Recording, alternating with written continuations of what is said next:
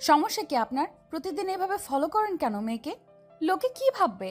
আপনার জন্য তো দেখছি এখন ঘর থেকে বের হওয়াও দুষ্কর হয়ে উঠেছে। আগে আপনি নিমির বাসায় জ্বালাতেন, আর এখন রাস্তাঘাটে।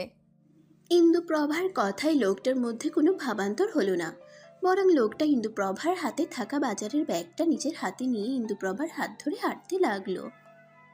ইন্দুপ্রভার রাগ সপ্তম আকাশে। এই লোক কি কিছুই বুঝে না? লোকজন কিভাবে আর চোখে তাকিয়ে আছে, সেদিকে কি লক্ষ্য আছে তার?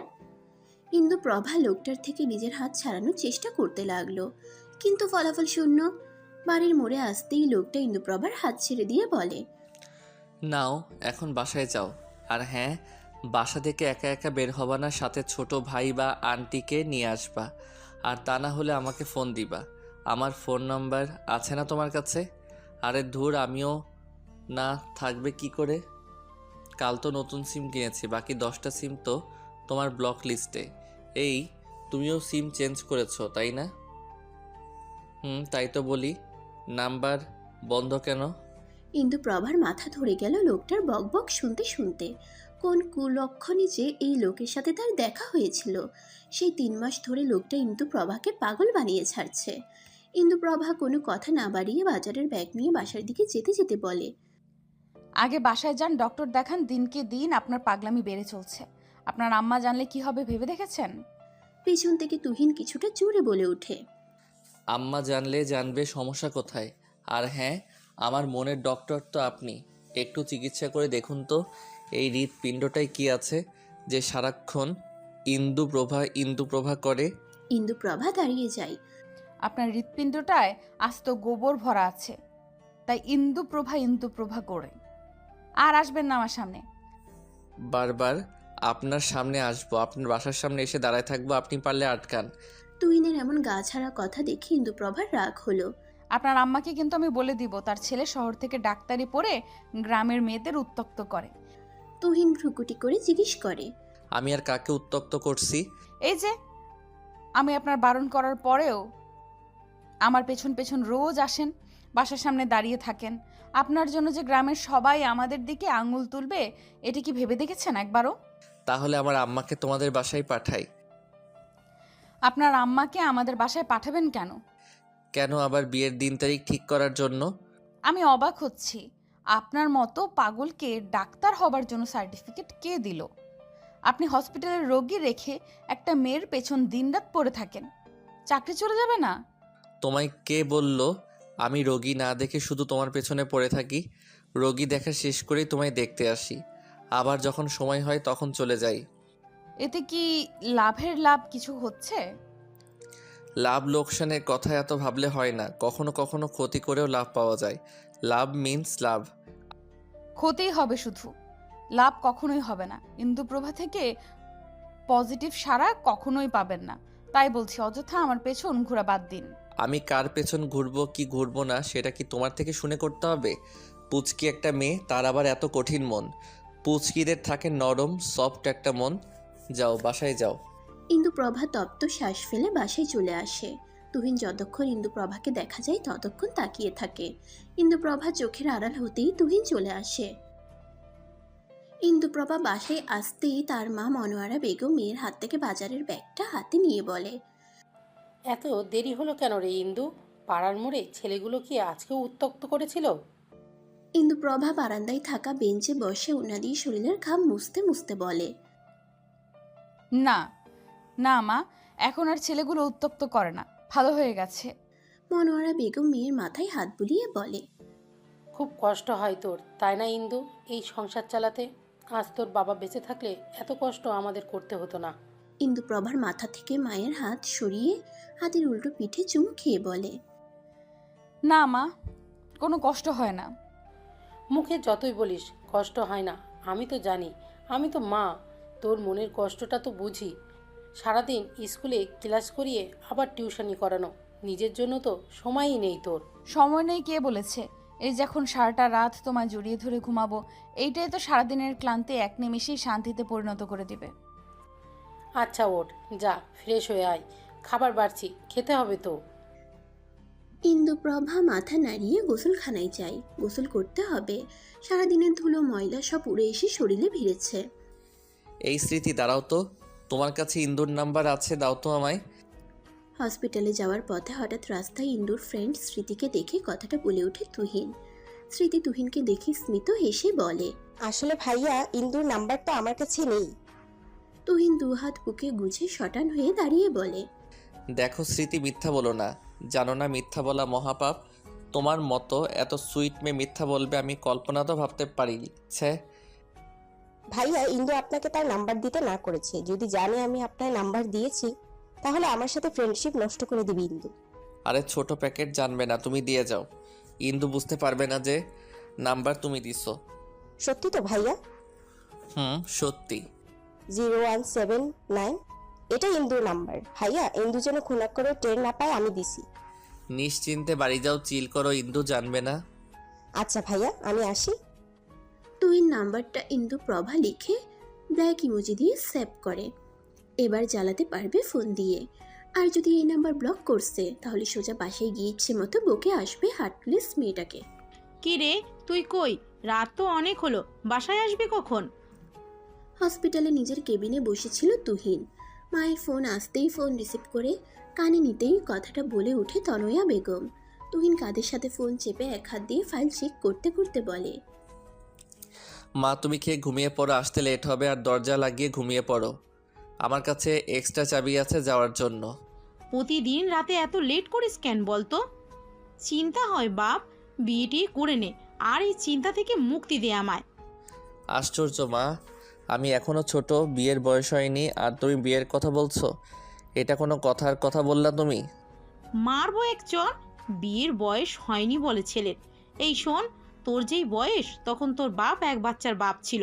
হয়েছে মা, রাখো, আমার কাজ আছে, তুমি খেয়ে ঘুমাই পড়ো। কথাটা বলে তুহিন ফোন কেটে দেয়। ফোনের স্ক্রিনে মায়ের নাম্বারের নিচে ইন্দুর নাম্বার দেখে কোনো কিছু না ভেবে ফোন দিয়ে ফেলে। ইন্দু প্রভা ব্যালকনির রেলিংয়ে দু হাত ভর দিয়ে রাতের আকাশে জল করতে থাকা তারাগুলোর দিকে তাকিয়ে আছে। জীবনের হিসাব মিলছে না তার। জীবন তাকে কোথায় থেকে কোথায় নিয়ে আসলো 2 বছরের মাথায়। যেই মেয়ে কষ্ট কি সেই জিনিসটাই বুঝতো না, আর সেই মেয়ে আজ পুরো সংসারের বোঝা মাথায় নিয়ে চলে। যে মেয়ে কখনো বাবা মাকে ছেড়ে বাড়ির বাইরে বের হয়নি, সেই মেয়ে সারাদিন বাইরে কাজের সন্ধানে এদিক ওদিক ছোটাছুটি করছে। আজ খুব বাবার কথা মনে পড়ছে। বাবা নামক ছায়াটা মাথার উপর না থাকলে বোঝা যায় জীবন কত কঠিন। বাবার মুখটা বড্ড ভেসে আসছে চোখের সামনে। এই তো সেদিন বুকে জড়িয়ে ধরে মাথায় চুমু খেয়ে বলল, 2 দিন পরই ফিরে আসবো মা, তখন তোমায় বইমেলায় নিয়ে যাব। 2 দিন চলে গেল, বাবাও ফিরে আসলো, কিন্তু জীবিত নয়, মৃত। নানি অ্যাক্সিডেন্ট কেড়ে নিল একটা সুখী পরিবারের সব সুখ এক মুহূর্তে। কথাটা মনে পড়তেই শরীর কেঁপে উঠল ইন্দুর। গলা ধরে আসলো, চোখ বেয়ে গড়িয়ে পড়ল কয়েক ফোঁটা অশ্রু। রাত অনেক হয়েছে, কাল যেতে হবে স্কুলে। কথাটা চট করে মাথায় আসতেই রুমের দিকে পা বাড়াতেই হাতে থাকা ফোনটা বেজে উঠে ইন্দুর। ফোনের স্ক্রিনে অচেনা নম্বর দেখে আর রিসিভ করলো না। পরপর 2 বার ফোন আসায় ফোনটা রিসিভ করে কানে নিতেই ওপাশ থেকে গম্ভীর কণ্ঠ ভেসে আসলো। ঘুমাওনি নিশ্চিত? তাহলে ফোন ধরতে এত দেরি হলো কেন? ইন্দু প্রভা কানের থেকে ফোনটা সামনে এনে নাম্বারটা ভালো করে দেখে। লোকটা তার নাম্বার কোথায় পেল আবার? আপনি আমার নাম্বার কোথায় পাইছেন? প্রশ্নকারী যখন প্রশ্ন করে তখন উত্তর দিতে হয়, পাল্টা প্রশ্ন করতে হয় না। টিচার হয়েও এই কথাটা জানো না? না, জানি না। নাম্বার কই পাইছেন?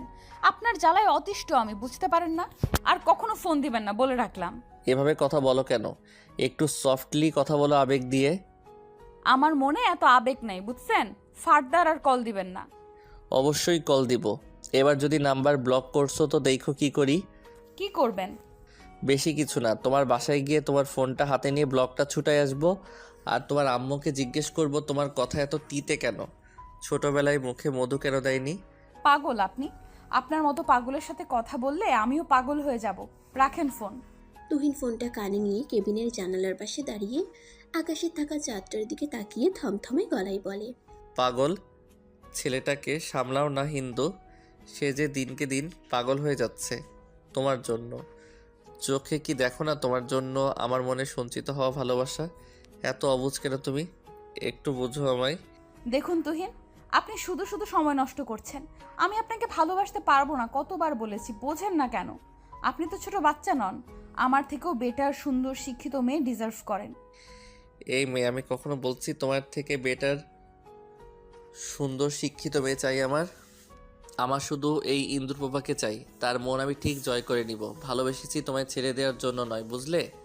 রাখি এখন, কাল আবার ফোন দিব, রিসিভ করবে, কেমন? শুভরাত্রি। কথাটা বলে তুহিন ফোন কেটে দেয়। ইন্দু তপ্ত শ্বাস ফেলে নাম্বারটা ব্লক লিস্টে রেখে দেয়। এই ছেলের জন্য না জানি কী কী প্রবলেম তাকে ফেস করতে হয় আল্লাহই জানে। পরপর দুটো লম্বা শ্বাস নিয়ে ব্যালকনি থেকে রুমে চলে আসে। এবার না ঘুমালেই নয়। ভাই আর মায়ের জন্য অনেক কিছু করা বাকি। তাদের সুস্থ লাইফের জন্য নিজেকে ঠিক রাখতে হবে। উপরে চরকির মতো ঘুরতে থাকা ফ্যানের দিকে তাকিয়ে চোখ বুজে বলে, ভুলভাল জিনিসের প্রতি ঝোঁকা যাবে না। এরা হচ্ছে ইন্দুপ্রভার জন্য নিষিদ্ধ। সবার জীবনে বিয়ে, সংসার একমাত্র লক্ষ্য থাকে না। কারোর কারোর জীবনে এইসব ব্যতীত অনেক লক্ষ্য থাকে। তুহিন, আপনি যে ফুল ভেবে কাঁটায় হাত দিচ্ছেন, এটা আজ না বুঝলেও একদিন ঠিক উপলব্ধি করতে পারবেন। তখন নিজেকে কি করে ক্ষমা করব? আপনাকে বারংবার বোঝাচ্ছি, ইন্দুর জীবনে কোনো ছেলের প্রবেশ নিষিদ্ধ। সে বিয়ে, সংসার করতে পারবে না। এইসব যে তার করতে নেই, তবুও বোঝেন না কেন আপনি? সকালের ঝলমলে রোদ জানালা ভেদ করে রুমে ঢুকে সোজা ইন্দুর চোখে মুখে উপচে পড়ছে। বিরক্তিতে চোখ মুখ কুচকে ফেলে ইন্দু। চোখ বন্ধ রেখেই বলে, দেখ ইলিয়াস, মায়ের খেতে না চাইলে তাড়াতাড়ি জানালার পর্দাটা টেনে দে। আমি উঠলে কিন্তু মাইর দিব। এখনো পর্দাটা সরায়নি, যার কারণে চোখে মুখে রোদ এখনো লাগছে। কি হলো ইলিয়াস, বলছি তো পর্দাটা টেনে দিতে। সাত সকালবেলা প্রতিদিন এমন করিস কেন? কথাটা বলে চোখ খুলে রেগে সামনে তাকাতেই দেখে তুহিন জানালার সামনে ওকে দুহাত গুছে দাঁড়িয়ে আছে। তুহিনকে এই মুহূর্তে তার রুমে দেখে যেন ইন্দু ভূত দেখার মতো চমকে উঠল। চোখ দুটো ভালো মতো কষলে আবার সামনে তাকায়। সত্যিই তুহিন এটা। সহসা বিছানা থেকে নামলো ইন্দু, তুহিনের সামনে দাঁড়িয়ে বলে, এই, আপনি আমার বাসায় আসছেন কেন? তুহিনের সোজা সাপটা কথা। ফোন কোথায় তোমার? আমার ফোন যেখানে খুশি সেখানে থাকুক। আপনি আমার বাসায় এসেছেন কেন? তার উপর আমার বেডরুমে। ম্যানার্স শেখেননি? মা মা, এই ছেলে আমার রুমে আসলো কি করে? বাসায় ঢুকতে দিছো কেন অপরিচিত ছেলেকে? মেয়ের ডাক শুনে হুড়মুড়িয়ে রুমে ঢুকে মনোয়ারা বেগম। মনোয়ারা বেগমকে দেখে তুহিন বলে, দেখছেন আন্টি, বলেছিলাম ইন্দু আমার সাথে রুট ব্যবহার করবে, দেখলেন তো, তাই করলো। এখন আবার বলছে আমি নাকি অপরিচিত। আন্টি, আমি কি অপরিচিত আপনিই বলেন? মনোয়ারা মেয়ের দিকে তাকিয়ে বলে, এমন ব্যবহার করিস কেন ইন্দু তুহিনের সাথে? ছেলেটার নাম্বার তুই ব্লক লিস্টে রেখে দিয়েছিস কেন? সেই জন্য ছেলেটা সেই ভোরবেলা থেকেই বাসার সামনে দাঁড়িয়ে আছে। ইন্দু অবাক হয়ে তুহিনের দিকে তাকিয়ে বলে, আপনার কি মাথা খারাপ? এমন করতেছেন কেন? কি চান আপনি বলেন তো? আপাতত চাইছি তুমি আমার নাম্বারটা ব্লক লিস্ট থেকে আনব্লক করো। আর আন্টির সামনে কথা দাও, আমার নাম্বার আর জীবনেও ব্লক করবা না। আন্টি জানেন আপনার মেয়ের জন্য আমাকে কতগুলো সিম কিনতে হয়েছে? 10-10টা। আমার কার্ড দিয়ে সিম আর তোলা যাবে না, সেজন্য মায়ের কার্ড দিয়ে তুলছি। এখন যদি এগুলো ব্লক করে তাহলে আমি সিম কোথায় পাবো? তখন কিন্তু আন্টি আমি আপনার কাছে আসবো বলে রাখলাম। এই, আপনি থামবেন? ইন্দু, নাম্বারটা আনব্লক কর। ইন্দু অবাক হয়ে বলে, মা, তুমি বলছো এই কথা? আনব্লক কর। এই যে ছেলে, শোনো, তোমায় বলছি, আমার মেয়ে আর তোমার নাম্বার ব্লক করবে না। এবার নিশ্চিন্তে থাকতে পারো। ধন্যবাদ আন্টি। আপনার মেয়ের মুখে একটু মধু দিয়েন। সব সময় তেতো কথা বের হয় আপনার মেয়ের মুখ দিয়ে। সে অভ্যাসটা একটু বদলিয়ে ফেলতে বললেন। এই যে ইন্দু আন্টি কিন্তু বলে দিচ্ছে নাম্বার ব্লক না করতে, মনে যেন থাকে। আসি আন্টি, পরে আসবো আবার। কথাটা বলে তুহিন চলে যায়। ইন্দু তার মায়ের সামনে এসে বলে, এটা কি করলাম মা তুমি? আমি বিভিন্ন উপায়ে ছেলেটার থেকে নিজের পিছু ছোটানোর চেষ্টা করছি, আর তুমি আরো সুযোগ করে দিলে। 3 মাস ধরে তো চেষ্টা করলি, পিছে ছোটাতে পারলি? তাই বৃথা চেষ্টা করে কী লাভ আছে বল? ছেলেটা তো ভালোবাসে তোকে, ভালোবাসা তো অন্যায় নয়। প্রায় দেখি ছেলেটা বাসার সামনে দাঁড়িয়ে থাকে। ভালোবেসে দেখ, ছেলেটা তো মন্দ নয়। মা, তুমি এসব বলছো? আর কেউ না জানুক, তুমি তো জানো এসব ভালোবাসার সংসার ইন্দুর জন্য নয়। এইসব নিয়ে অন্যকে মিথ্যা স্বপ্ন দেখানোর মানে নিজের সাথে সাথে অন্য একটা মানুষকে ঠকানো। আমি পারবো না এটা। প্লিজ মা, তুমি এটা করতে বলো না আমায়। সবটা তুহিনকে খুলে বল। সত্যিকারের অর্থে ভালোবাসলে তুহিন তোর সব জেনেই তোকে ভালোবাসবে। দুর্বল জায়গা মানুষকে দেখাতে নেই মা, তাহলে তারা আরো বেশি করে সেখানে আঘাত করে। আমার স্কুলের সময় হয়ে এসেছে। খাবার দাও, আমি ফ্রেশ হয়ে আসছি। কথাটা বলে ইন্দু চলে যায় ওয়াশরুমে। মনোয়ারা বেগম অসহায় হয়ে মেয়ের যাওয়ার পানি চেয়ে থাকে। মেয়ে তার বাস্তবতা দেখতে দেখতে এখন সবকিছুতেই বাস্তবতা খুঁজে। একটা মেয়ের পেছনে আর কত ঘুরবি তুই? এখন যা শুরু করেছিস সেটাকে তো ছ্যাঁচড়ামি বলে তুহিন। মেয়েটা তোকে ভালোবাসবে না বুঝিস না কেন? হসপিটালে নিজের কেবিনে বসেছিল তুহিন। হঠাৎ এমন কথা শুনে সামনে তাকিয়ে দেখে তার ফ্রেন্ড নীলা। ব্রুকুচকে বলে, নক করে আসতে হয় জানিস না? নীলা তুহিনের সামনে গিয়ে বলে, না জানি না, তুই যা শুরু করেছিস এবার অন্তত থাম। কি শুরু করছি? 3 মাস ধরে একটা মেয়ের পেছনে পড়ে আছিস, এবার মেয়েটাকে রেহাই দে। ও ছাড়া কি আর মেয়ে নেই দুনিয়ায়? ওকেই পছন্দ করতে হলো তোর? আমি কাকে পছন্দ করব না করব সেটা তোর দেখার বিষয় না, কাজে ফোকাস কর। Same to you. কাজে ফোকাস কর, ওই মেয়ের পেছনে না ঘুরে। ওই মেয়ে কি, ওর নাম আছে? নাম ধরে ডাকতে না পারলে ওই মেয়ে ও বলবি না। মাথাটা একদম খেয়ে ফেলেছে ওই মেয়ে, ওই ইন্দুপোভা, তাই না? এর জন্যই ফ্রেন্ডদেরকেও সময় দিতে পারিস না। সকাল সন্ধ্যা তোর জন্য আমরা ওয়েট করেছিলাম। রেস্টুরেন্টে তুই না এসে কি করলি? ইন্দুর কাছে চলে গেলি। বাহ! আমি আগেই বলেছিলাম যেতে পারবো না। কেন যাবি না? ওর মধ্যে কি এমন আছে যা আমার মধ্যে নেই? নৈশব্দে হাসলো তুহিন। এই তো লাইনে এসেছিস। ইন্দুর সাথে কখনো নিজেকে কম্পেয়ার করিস না। ইন্দুকে কারোর সাথে কম্পেয়ার করা যায় না। সে আমার, ইন্দু একান্তই আমার। আর তোকে আগেও বলেছি, তুই জাস্ট ফ্রেন্ড আমার, এর থেকে বেশি আমার কাছে কিছু আশা বা এক্সপেকটেশন রাখিস না। সবুজ তোকে খুব ভালোবাসে, ছেলেটাকে বোঝার চেষ্টা কর। আমিও তো তোকে ভালোবাসি, আমাকে একটু বোঝার চেষ্টা কর। আমি ইন্দুকে ভালোবাসি। আর আমি তোকে। তুই যদি এমন করতে থাকিস, নীলা সত্যি হসপিটালটা ছাড়তে হবে আমার। আমি চাই না তোর সাথে খারাপ ব্যবহার করতে। আশা করি তুই চাইবি না আমি হসপিটালটা ছেড়ে চলে যাই। কথাটা বলে তুহিন কেবিন থেকে বেরিয়ে যায়। একটা অপারেশন আছে, অপারেশনটা তার হাতেই হবে, সেজন্য প্রিপেয়ার্ড হতে হবে। নীলা তুহিনের যাওয়ার পানে তাকিয়ে থাকে। অজান্তেই দুফোঁটা অশ্রু গড়িয়ে পড়ল গাল বেয়ে। আমরা এমন মানুষকে ভালোবেসে ফেলি যার মনে অন্যের বসবাস থাকে। ভালোবাসার এত কষ্ট কেন? এত পীড়া দেয় কেন? সহ্য হয় না। আজ স্কুল অন্যান্য দিনের চাইতে তাড়াতাড়ি ছুটি দেওয়া হয়েছে। কাল এক্সাম সিট ফেল হবে, সেজন্য ইন্দু স্কুল থেকে বেরিয়ে সোজা নিমির বাসায় চলে যায়। নিমি এবার ক্লাস 5-এ পড়ে। নিমিদের বাসায় গিয়ে কলিং বেল বাজাতেই নিমির মা দরজা খুলে দেয়। ইন্দু সৌজন্যের একটা হাসি দিয়ে বলে, নিমি কোথায়? নিমির মা নীলিমা হেসে বলে, সে তোমার জন্য পড়ার টেবিলে বসে অপেক্ষা করছে। ইন্দু নিমির রুমে ঢুকে দেখে নিমি খুব মনোযোগ সহকারে কিছু একটা আঁকার চেষ্টা করছে। ইন্দু এগিয়ে গিয়ে দেখে নিমি তার ম্যামকে আঁকার চেষ্টা চালাচ্ছে। ইন্দু হেসে নিমির থেকে ড্রয়িং খাতাটা নিয়ে বলে, নিমি, আমি দেখতে কি এমন? নিমি উৎফুল্ল নিয়ে বলে, ম্যাম, সুন্দর হয়েছে না? অনেক সুন্দর হয়েছে। তবে আমার পাশে এই লোকটা কে? নিমি ড্রয়িং খাতাটা ইন্দুর হাত থেকে নিয়ে বলে। এটা তো তুহিন ভাইয়া। মুহূর্তেই ইন্দুর মুখে রাগ স্পষ্ট হলো। ড্রয়িং খাতাটা শব্দ করে বন্ধ করে বলে, বই বের করো। নিমি বই বের করলে ইন্দু তাকে পড়াতে আরম্ভ করে। 3 মাস আগে নিমিকে পড়ানোর জন্য এসেছিল এই এলাকায়। তখনও চিনত না ইন্দু কোনটা নিমিদের বাসা। ফ্রেন্ডদের থেকে জেনেছিল যে নিমির টিউটর লাগবে। ঠিকানাও নিয়েছিল, কিন্তু নিমি আর তুহিনদের বাসা পাশাপাশি হওয়ায় ভুল করে তুহিনদের বাসায় নক করে ফেলেছিল ইন্দু। হঠাৎ কলিং বেলের আওয়াজ পেয়ে তুহিন এগিয়ে গিয়ে দরজা খুলে সামনে অপরিচিত একটা মুখ দেখে থমকে যায়।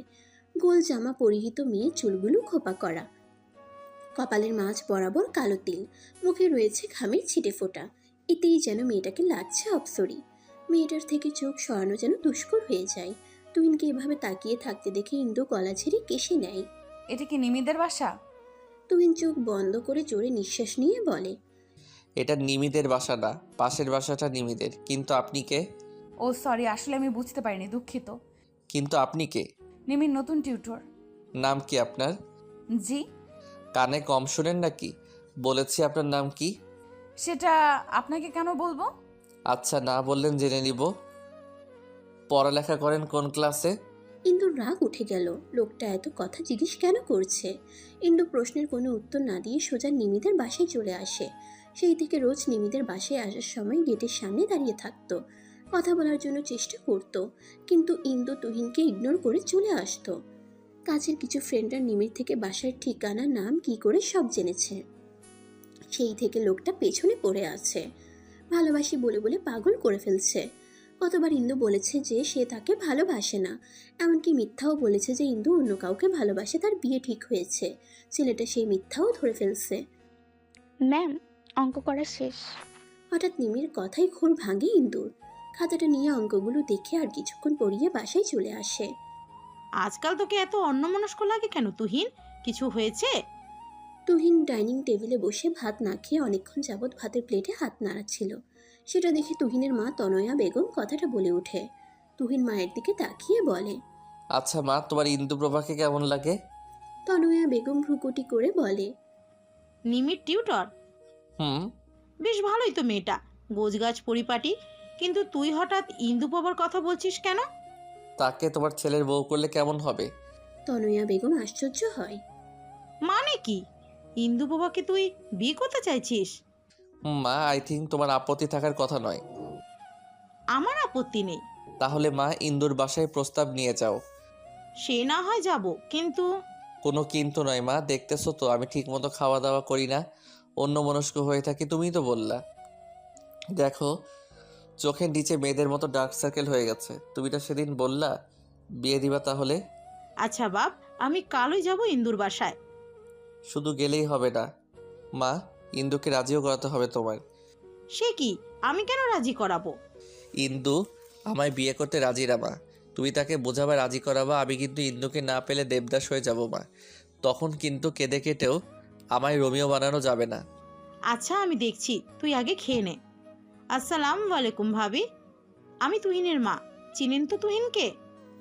মনোয়ারা বেগম সালামের জবাব দিয়ে সৌজন্যমূলক হাসি উপহার দিয়ে দরজা ছেড়ে সরে দাঁড়ায় তুহিনের মাকে ভেতরে ঢুকতে দেওয়ার জন্য। তুহিনের মা ভেতরে ঢুকে। মনোয়ারা বেগম তনয়া বেগমকে সোফায় বসতে বলে কিচেন রুমে গিয়ে হালকা নাস্তার ব্যবস্থা করতে নিলে তনয়া বেগম বাধা দেয়। মনোয়ারা বেগমের হাত ধরে বলে, আপা, আপনার সাথে আমি কিছু কথা বলতে এসেছি। বলুন, কি কথা আপা? তনয়া বেগম কিভাবে শুরু করবেন বুঝতে পারছেন না। বেশ খানিকটা সময় হাঁসফাঁস করে বলে, আপা, ইন্দুপ্রভাকে আমি আমার তুহিনের জন্য নিতে চাইছি, আপনি প্লিজ অমত করবেন না? মনোয়ারা বেগম আন্দাজ করেছিলেন যে তনয়া বেগম এমন কথাই বলবেন, কিন্তু এই কথার প্রেক্ষিতে মনোয়ারা বেগমের কি বলা উচিত সেটা তার সত্যিই জানা নাই। অতঃপর কিছু বলার জন্য উদ্যত হলে রুম থেকে ইন্দু বেরিয়ে এসে বলে, মাফ করবেন আন্টি, আপনার ছেলেকে বিয়ে করা আমার পক্ষে সম্ভব নয়। আপনার ছেলেকে আগেই বলে দিয়েছি, তবুও যে কেন বেহায়ার মতো আপনাকে পাঠালো আমার মাথায় আসছে না। কথাটা তনয়া বেগমের গায়ে লাগলেও ছেলের জন্য শুয়ে নিল। মুখে হাসির আভা ফুটিয়ে বলে, আমার ছেলেকে বিয়ে করতে তোমার অসুবিধা কোথায় ইন্দু? একটা ছেলেকে বিয়ে করতে হলে যা যা গুণ থাকা লাগে সে সবই তো আমার ছেলের আছে। ইন্দু তনয়া বেগমের দিকে তাকিয়ে গম্ভীর কণ্ঠে বলে, আপনার ছেলেকে আমার পছন্দ না আন্টি, আপনি প্লিজ এটা নিয়ে আর বাড়াবাড়ি করবেন না। আপনার ছেলেকে আমি বিয়ে করব না। আই হোপ আপনি আপনার ছেলেকে বোঝাবেন আমাকে যেন আর বিরক্ত না করে, কারণ ব্যবহারেই বংশের পরিচয় আন্টি। আশা করি বুঝতে পারছেন কি মিন করছি। তনয়া বেগম তবদা খেয়ে যায়। আমার ছেলেকে কেন পছন্দ না তার একটা রিজন দাও ইন্দু। যদি যুক্তিসঙ্গত হয় তাহলে আমি তোমায় কথা দিচ্ছি আর কখনো আমার ছেলে তোমার সম্মুখে আসবে না। ইন্দু ভড়কে যায়। কি রিজন দিবে? তুহিন যথেষ্ট ভালো ছেলে, তাকে অপছন্দ করার রিজন নাই বলতে গেলে। ইন্দুকে চুপ থাকতে দেখে তনয়া বেগম ফের বলে ওঠে, কি হলো, চুপ হয়ে গেলে যে? রিজন দাও। ইন্দু তার মায়ের দিকে একবার তাকিয়ে ফের তনয়া বেগমের দিকে তাকিয়ে বলে, আন্টি রিজন নেই আমার কাছে, এটা সত্যি, কিন্তু ফোর্স করে তো আর সংসার বিয়ে হয় না। আমি মন থেকে আপনার ছেলেকে বিয়ে করতে চাইছি না। আপনি তো চাইবেন না আপনার ছেলের বৈবাহিক জীবনে অসুখী থাকুক। আপনি অন্য কোনো মেয়ে দেখুন আপনার ছেলের জন্য। আমি পারবো না আপনার ছেলেকে বিয়ে করতে। কথাটা বলে ইন্দু নিজের ঘরে চলে আসে। তনয়া বেগম মনোয়ারা বেগমের দিকে তাকাতেই মনোয়ারা বেগম বলে ওঠে, আপা, তুহিনকে আমার মেয়ের জামাই হিসেবে ভালোই লাগে, কিন্তু ভালো শুধু আমার লাগলে তো চলবে না, সংসার তো করবে আমার মেয়ে। সে যদি এখন বিয়ে করতে না চায় তাহলে আমি তো জোর করতে পারি না। আপনার কথায় সম্মত পোষণ করছি আমি আপা, কিন্তু আমার ছেলেটা তার বাবা মারা যাওয়ার এতগুলো বছর পর মুখ ফুটে এই প্রথম কিছু চেয়েছে আমার কাছে। আমি আশ্বস্তও করেছি ইন্দুকে রাজি করাবো, কিন্তু আপনার মেয়ে তো রাজি হচ্ছে না। আপা সময় দিন আরও দুজনকে, আমি চেষ্টা করব ইন্দুকে রাজি করানোর। আপা, একটু দেখবেন এই ব্যাপারটা। আজ আসি। কথাটা বলে তনয়া বেগম উঠে চলে যায়। মনোয়ারা বেগম ইন্দুর ঘরে গিয়ে দেখে ইন্দু ব্যালকনিতে বসে আছে। মনোয়ারা বেগম এগিয়ে গিয়ে ইন্দুর কাঁধে হাত রাখতেই ইন্দু তড়িঘড়ি করে বাঁ হাত দিয়ে চোখের কোণে লেগে থাকা অশ্রু মুছে ফেলে। মনোয়ারা বেগম ইন্দুকে নিজের দিকে ঘুরিয়ে বলে, আর কত অশ্রু লোকানোর চেষ্টা করবি? ভালোবেসে ফেলেছিস ছেলেটাকে, স্বীকার করে নিচ্ছিস না কেন? ইন্দু মনোয়ারা বেগমের থেকে নিজেকে ছাড়াতে ছাড়াতে বলে, আমি কেন অশ্রু লুকানোর চেষ্টা করব? আর ওই ছেলেকে আমি ভালোবাসি। নাইস জোকস মা। মনোয়ারা বেগম স্মিত হাসে, মেয়ের মুখের দিকে তাকিয়ে বলে, মাকে মিথ্যা বলাও শিখে গেছিস? আমি তোর মা হই, তুই না। জন্ম আমি তোকে দিয়েছি, তুই না। কোনটা সত্যি বলছিস আর কোনটা মিথ্যে সেটা আমি খুব ভালো করেই টের পাই। ভালোবাসা অপরাধ না ইন্দু, ছেলেটা তোকে ভালোবাসে, ভালোবেসে বিধায় তার মায়েরকে আজ বিয়ের প্রস্তাব দিয়ে পাঠিয়েছে। ইন্দু তার ছেলে সুরে বলে, সত্যিটা জানলে মা কখনো আর তার মাকে পাঠাতো না। ভালোবাসা তখন জানলা দিয়ে পালাতো। সবাই এক নাই ইন্দু, তুহিনকে বলে দেখ বিষয়টা। ইন্দু কাটকাট গলায় বলে, কোনো দরকার নেই মা। তাহলে কি এভাবেই চলতে থাকবে জীবন? যেভাবে চলছে চলুক না মা। যখন জীবনের মোড় আসবে তখন আপনা আপনি জীবন থেমে যাবে। মনোয়ারা বেগম ইন্দুর দুগাল ধরে বলে, এভাবে জীবন চলে না মা। মেয়ে হয়ে জন্মিয়েছ, বিয়ে করতেই হবে, আজ না হোক কাল। ইন্দু তার গাল ধরে রাখা মায়ের হাত দুটোর উপর হাত দিয়ে ছলছল চোখে বলে, যে মেয়ে না তার আবার কিসের সংসার, কিসের বিয়ে মা? ভুলে গেছো আমি কি? আমি একটা... পুরো কথাটা আর শেষ করতে দেয় না মনোয়ারা বেগম, মেয়েকে বুকে চেপে ধরে। ইন্দু মায়ের বুকে ঠাই পেয়ে ফুপিয়ে কেঁদে ওঠে। মেয়েকে কি বলে সান্ত্বনা দিবে তার জানা নেই। একটা মূলকে আঁকড়ে ধরে আছে, মেয়ের মাথায় হাত বুলিয়ে বলে, তুই ওটা নো সিন্ধু, কতবার বলবো তোর সব কিছুই তো আর সব মেয়েদের মতো, তাহলে কেন বারবার নিজেকে এটা বলিস? ইন্দু মায়ের বুক থেকে মাথা সরিয়ে স্মিত হেসে বলে, আমাকে সান্ত্বনা দিচ্ছ মা? সংসার করো আর সান্ত্বনা নিতে ইচ্ছে করে না? বিশ্বাস করো আর সান্ত্বনা নিতে ইচ্ছা করে না? আমি যদি সত্যি মেনে নিতে পারি, তুমি কেন মেনে নিচ্ছ না? আমার যেসব কন্ডিশন তাতে ওটার সাথে তুলনা করা, আর আমি জেনে শুনে একটা ছেলেকে ঠকাতে পারবো না মা। কথাটা বলে ইন্দু আকাশের পানে চায়। পাশের রুম থেকে হঠাৎ ইলিয়াসের ডাক আসতেই মনোয়ারা বেগম শাড়ির আঁচল দিয়ে চোখের পানি মুছে মেয়ের পানে চেয়ে চলে যায়। ইন্দু ব্যালকনির রেলিং ধরে নিচে বসে পড়ে। দম বন্ধ হয়ে আসছে তার। আর 5টা মেয়ের মতো স্বাভাবিক জীবন দিলে কি এমন ক্ষতি হতো স্রষ্টার? যতই নিজেকে শক্ত করে করতে চাই, ততবারই তুহিন নামক ঝড় এসে তাকে নড়বড়ে করে দিয়ে যায়। লোকটার ভালোবাসা স্বীকার করার ক্ষমতা তার নেই। আর লোকটাকে সত্যি বলে দিলে লোকটা নিশ্চয়ই ঘৃণা করবে। আর সবার মতো কথাগুলো ভেবে ইন্দু নীরবে অশ্রু বিসর্জন দেয়। না জানি আর কত কি সহ্য করতে হবে। মা ইন্দুকে নিশ্চয়ই রাজি করিয়ে ফেলছো তাই না? তুহিন পরনের এপ্রনটা খুলে মায়ের পাশে সোফায় বসতে বসতে উৎফুল্ল নিয়ে কথাটা বলে।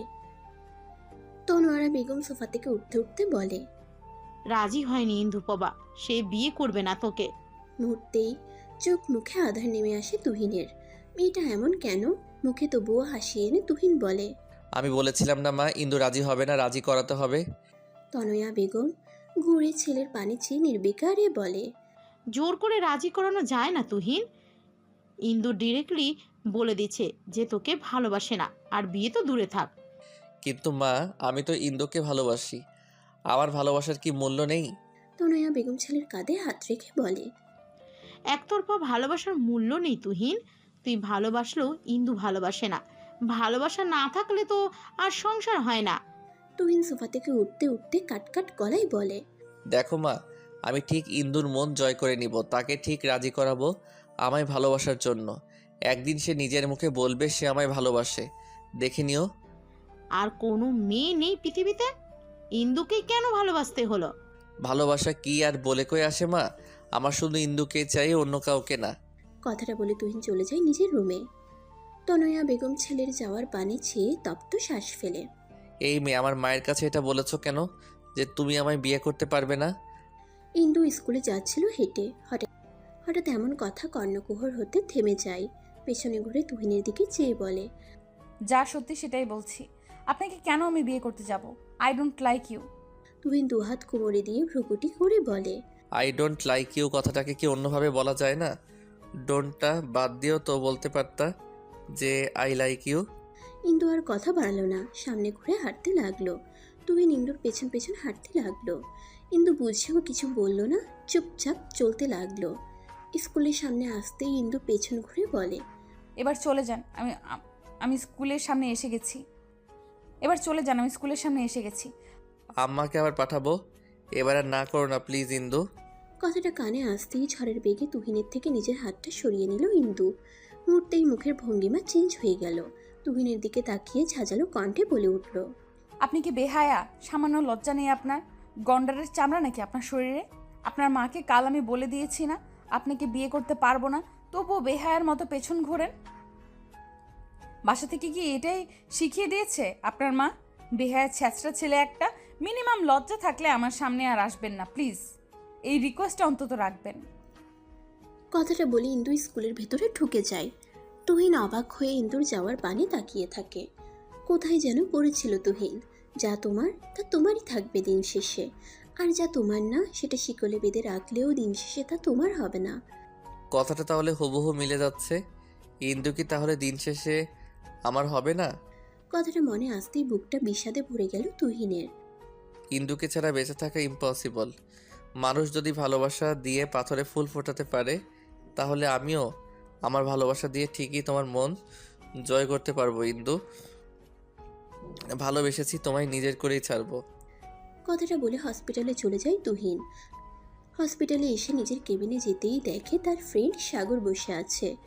নিজের কেবিনে সাগরকে দেখে ভ্রুকুটি করে ফেলে তুহিন। চেয়ারে বসতে বসতে বলে, কি ব্যাপার আমার কেবিনে তুই? সাগর হাত ঘড়িটার দিকে তাকিয়ে বলে, কয়টা বাজে দেখো তো। তুহিন হাত ঘড়িটাই টাইম দেখে বলে, 10টা বাজে। ডিউটি কয়টায় অন হোক?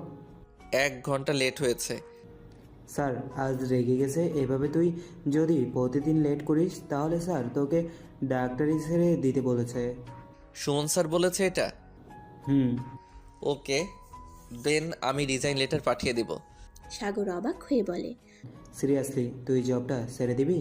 তুহিন চেয়ারে গায়ে দিয়ে চোখ বন্ধ করে বলে, ছেড়ে দিব। সাগর চেয়ার ছেড়ে উঠে বলে, মাথা খারাপ তোর? এমন জব কেউ ছেড়ে দেওয়ার চিন্তা মাথায় আনে কি করে?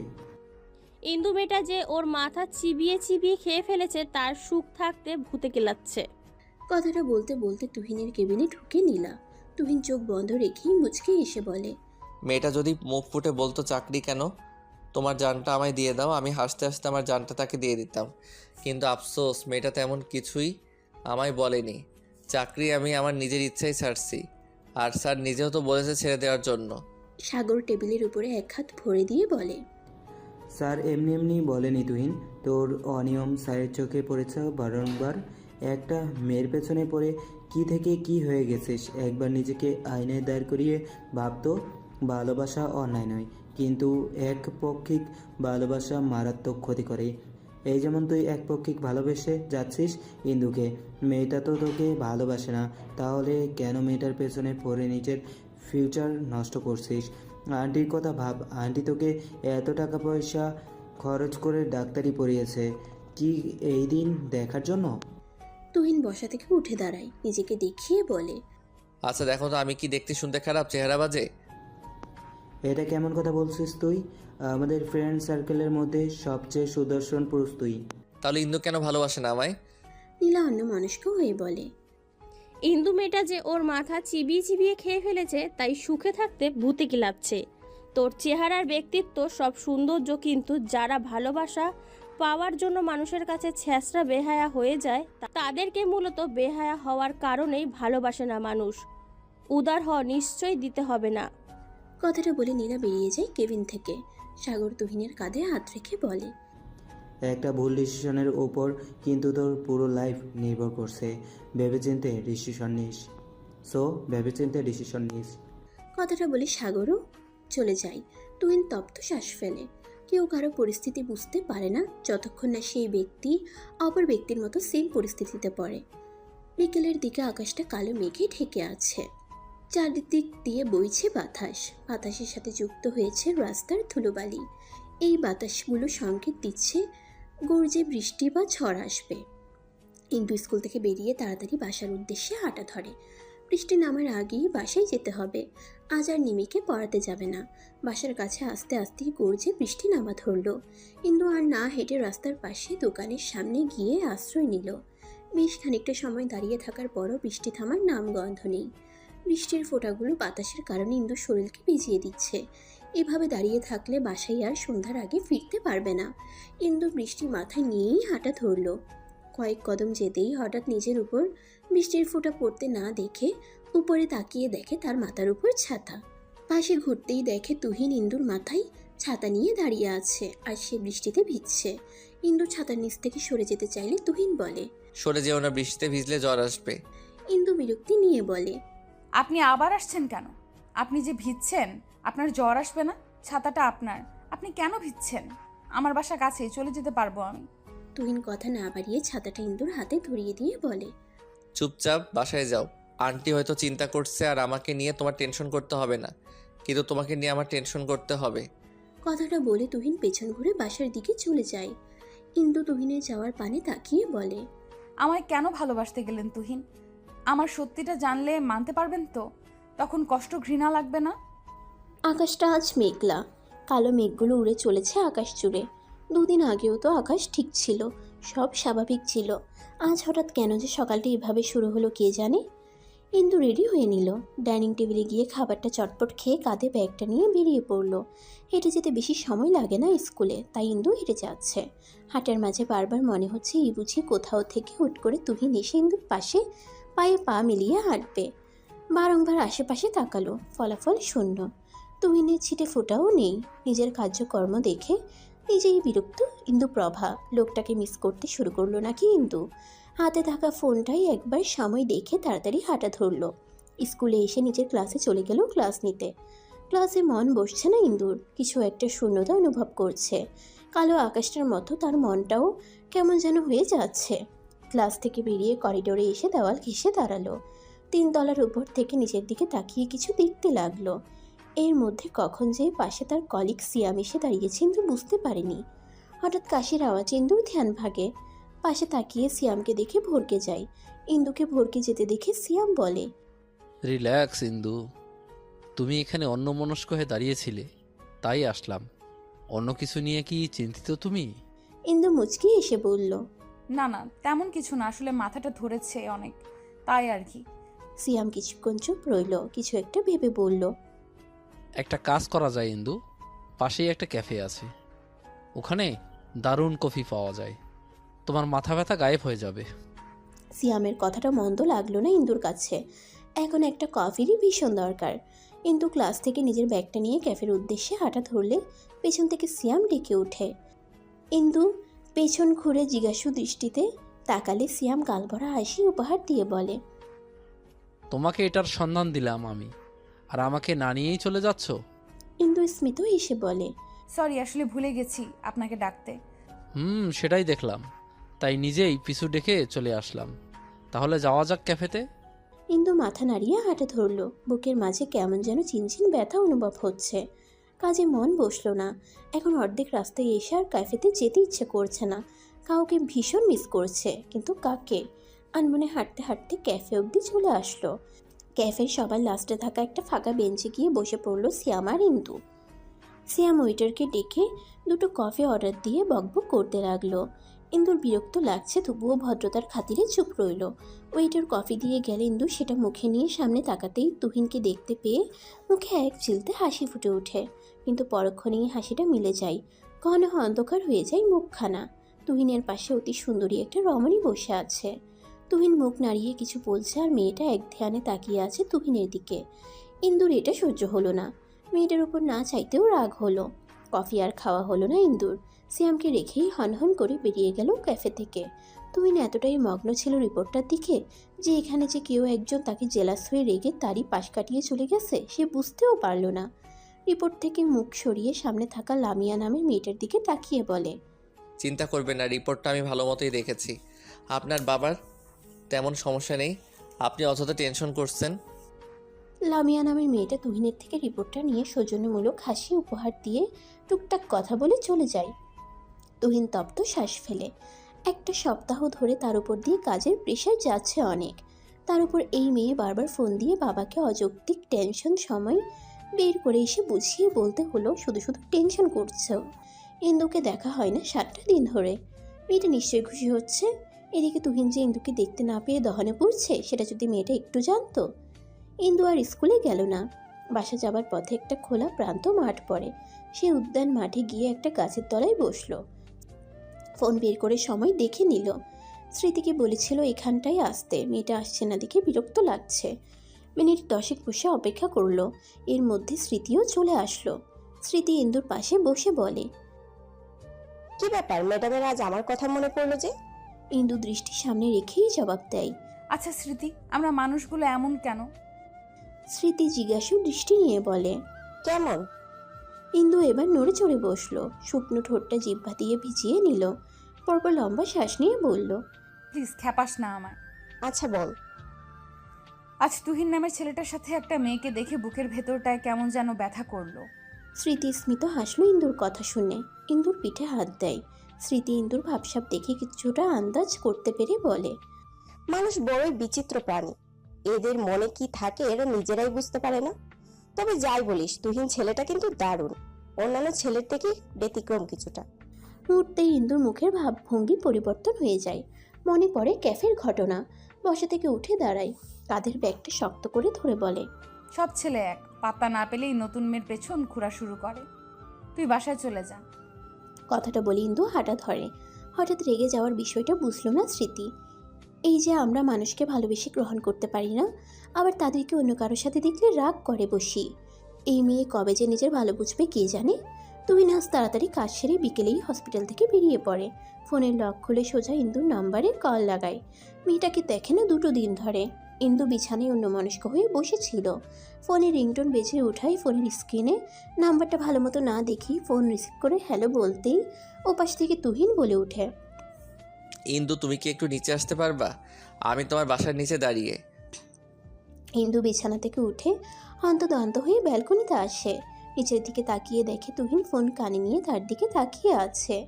আপনি আসছেন কেন আমার বাসার সামনে? বলেছিলাম না না আসতে। তর্ক করার মুড নেই, নিচে আসো, খুব দরকার। আসতে পারবো না। তেরামি করতেছো কেন? নিচে আসো, 2 দিন দেখিনি, পাগল পাগল লাগছে। ইন্দু ভেঙচি কাটলো। পাগল পাগল লাগবে কেন? ক্যাফেতে কি ভালো লাগেনি? সুন্দরী রমণীর সামনে বসে ড্যাব ড্যাব করে তাকিয়েছিল, ভালো লাগেনি? তুহিন ইন্দুর কথার মানে বুঝলো না। ক্যাফের কথা মনে হতেই কালকের কথা মনে পড়লে কাল লামিয়া নামের মেয়েটার সাথে ক্যাফেতে ছিল। তার মানে ইন্দু সেখানে ছিল। আচ্ছা মেয়েটা কি কোনোভাবে জেলাস? কথাটা মনে আসতেই মুখে হাসি ফুটে উঠল। যাক, এবার তাহলে একটা পথ পেয়েছে। হ্যাঁ, মেয়েটা বেশ সুন্দরী ছিল। আচ্ছা, তোমার যেহেতু আসতে সমস্যা, তাহলে লামিয়াকে ডেকে নিয়ে যাচ্ছি। মেয়েটা হেল্প করতে পারবে আমার। তোমার তাহলে আসতে হবে না। কি হেল্প বলেন, করে দিচ্ছি। নিচে না আসলে বলবো কিভাবে? রেডি হয়ে আসবে। আমি রেডি। আচ্ছা নিচে আসো। ইন্দু আচ্ছা বলে ফোন কেটে দেয়। তুহিন হাসে। মেয়েটা আপন করে নেয় না, আবার কারোর সাথে দেখলে মেনেও নিতে পারে না। মেয়েদের জাতীয় স্বভাব বুঝি এটাই। কি হেল্প করা লাগবে বলেন। তুহিন উপর থেকে নিচে অবধি ইন্দুপ্রভাকে পরখ করে নিল। বুকে হাত গুজে বলে, তোমার সাথে সাথে চলে আসলে নট ব্যাড, একটু হলেও মনে জায়গা করে নিতে পেরেছি, তাই তো? ইন্দু বিরক্ত হলো নিজের করা কাণ্ড কারখানা দেখে। লোকটার কথাই এসেও বিপাকে পড়েছে। আচ্ছা আমি তাহলে চলে যাচ্ছি। কথাটা বলে ইন্দু চলে যেতে নিলে তুহিন বলে ওঠে, যেও না ইন্দু, 7টা দিন দেখিনি, একটু দাঁড়াও, তোমায় দেখে চোখের তৃষ্ণা মিটাই। ইন্দু দাঁড়িয়ে গেল। পেছনে ফেরার সাহস হয় না। লোকটাকে সেদিন কত কিছু বলল, তবুও লোকটা আবার এসেছে। নিজেকে শক্ত করলো ইন্দু। পেছন ঘুরে তুহিনের মুখোমুখি দাঁড়িয়ে বলে, আপনি কতটুকু ভালোবাসেন আমায়? তুহিন হাসলো, নির্বিকারে জবাব দিল, ভালোবাসা কি পরিমাপ করা যায় আদৌ? এই যে তুমি কি কখনো মাটি থেকে আকাশের মাঝে যে ব্যবধান, সেটা পরিমাপ করতে পারবে? এটার সাথে ওটার তুলনা কিভাবে হয়? এই যে তুমি প্রশ্ন করছো তোমায় আমি কতটা ভালোবাসি, মাটি থেকে আকাশের মাঝে যেটুকু ব্যবধান, আমি সেইটুকুই ভালোবাসি তোমায়। শোনেন, আমি আপনাকে একটা কথা বলবো। আমার মনে হয় কথাটা শুনলে আপনি আর আমার পেছন ঘুরে সময় নষ্ট করবেন না। তুহিন ভ্রুকুটি করে। কি কথা? কাল ফ্রি আছেন? হ্যাঁ। তাহলে বিকেল 3টায় আমার স্কুলের সামনে দাঁড়িয়ে থাকবেন। আমার ব্যাপারে আপনাকে আমি সব বলবো। এরপর আর জীবনেও আপনি আমার সামনে আসবেন না। তুহিন মুখটা থমথমে করে বলে, তাহলে আর বলার দরকার নেই। দরকার আছে তাই চাইছি। আপনি চলে আসবেন ঠিক সময়। এখন আসি। কথাটা বলে ইন্দু চলে যায়। শুধু শুধু ছেলেটাকে এভাবে কষ্ট দেওয়ার মানে হয় না। ছেলেটা সাময়িক কষ্ট পেলেও কিছু করার নেই। তুহিন ঠাই দাঁড়িয়ে ইন্দুর যাওয়া দেখলো। ইন্দু চোখের আড়াল হতেই এলোমেলো পায়ে হেঁটে বাসায় আসলো। কাল গিয়ে এমন ইন্দুর ব্যাপারে সত্যি বলবে ইন্দু? এমন কোনো সত্যি শুনতে চায় না তুহিন, যেটাই তাদের মাঝে দূরত্ব বাড়বে। ইন্দু বাসায় আসতেই ইন্দুর মা মনোয়ারা বেগম বলে ওঠে, বলে দিয়েছো সব? ইন্দু সোফায় বসে পড়ল। সোফায় গায়ে দিয়ে চোখ বন্ধ করে বলল, সাহস পাইনি মা বলার। কাল আসতে বলেছি। কাল যে করেই হোক বলতে হবে। ওনার এমন পাগলামি ভালো লাগছে না। সামনে থাকলে দূরে সরিয়ে দিতে ইচ্ছে করে, আবার চোখের আড়াল হলে পাগল পাগল লাগে। আমি বড্ড ক্লান্ত হয়ে গেছি মা। মনোয়ারা বেগম মেয়েকে জড়িয়ে ধরলেন। মেয়ে যে তুহিনকে ভালোবেসে ফেলছে এটা বুঝতে অসুবিধা হলো না। সামনে কি অপেক্ষা করছে কেউ জানে না। ভেঙে পড়ো না মা, সব ঠিক হবে। তুহিন বুঝবে তোমাকে। আমি দেখেছি ছেলেটা তোমায় কতটা ভালোবাসে। ওই তো সেদিন তার নম্বর ব্লক করেছিলে দেখে ভোরবেলা থেকে তুহিনকে বাসার সামনে দাঁড়িয়ে থাকতে দেখেছিলাম। অনেকক্ষণ দেখার পরই আর না পেরে আমি নিজেই চলে যাই নিচে। তুহিনের সামনে দাঁড়িয়ে বলি, তুমিই তুহিন?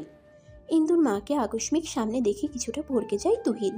নিজেকে সামলিয়ে বলে, আসসালামু আলাইকুম আন্টি, আপনি ঠিক ধরেছেন, আমি তুহিন। তুমি সেই ভোরবেলা থেকে এখানে দাঁড়িয়ে আছো কেন? সমস্যা কি তোমার? আসলে আন্টি আপনার মেয়েটা না আমায় বুঝতেই চায় না। কাল পই পই করে বলে দিয়েছি নাম্বার ব্লক করতে না, তবু ব্লক করে রেখে দিছে। সেজন্য দাঁড়িয়ে আছি। ইন্দুকে ভালোবাসো? ভীষণ ভালোবাসি আন্টি। এখানে দাঁড়িয়ে না থেকে বাসায় চলো। আপনাদের বাসায় আন্টি? হুম। আন্টি কিন্তু রাগ করবে। করলে আমি আছি তো, সামলে নিব। শিওর? হুম। ইন্দু মাথা তুলে তাকাই। মায়ের দিকে তাকিয়ে বলে, মা তুহিন যদি আমায় ঘৃণা করে তখন কি করব আমি? ঘৃণা কেন করবে? আর ঘৃণা করলে বুঝবি তোর মা মিথ্যা ছিল। কেউ কি চাইবে মা সে বাবা মা না হয়ে সারা জীবন পড়ে থাকতে? সবার ভেতরেই বাবা মা হবার ইচ্ছে থাকে, তুহিনেরও আছে। কাল বলে দেখ সত্যিটা। আর এসব নিয়ে টেনশন করিস না। একদম যা হবে ভালোর জন্যই হবে। যা রুমে গিয়ে রেস্ট নে। ইন্দু তপ্ত শ্বাস ফেলে নিজের রুমে চলে গেল। এদিকে তুহিন এক দণ্ড স্থির হয়ে বসে থাকতে পারছে না। ইন্দু কি এমন বলতে পারে, কথাটা বারবার মাথায় ঘুরপাক খাচ্ছে। সময়টা মনে হচ্ছে যেতেই চাচ্ছে না। কোনো রকমে রাত পার করলো তুহিন। সকালে তড়িঘড়ি করে কিছুটা মুখে নিয়ে হসপিটালে গেল। সেখানে হাতের কাজ সেরে দুপুরেই বেরিয়ে পড়ে। ইন্দুর স্কুলের সামনে এসে দাঁড়িয়ে থাকে। প্রায় ঘন্টা দুয়েক পর স্কুলের ছুটির ঘন্টা বাজতেই যেন তুহিনের হৃৎপিণ্ডটা কেঁপে উঠল আচমকা। সামনে তাকাতেই দেখে ইন্দু আসতেছে। তুহিন এক ঢোক গিলে। ইন্দু তুহিনের সামনে এসে দাঁড়ায়।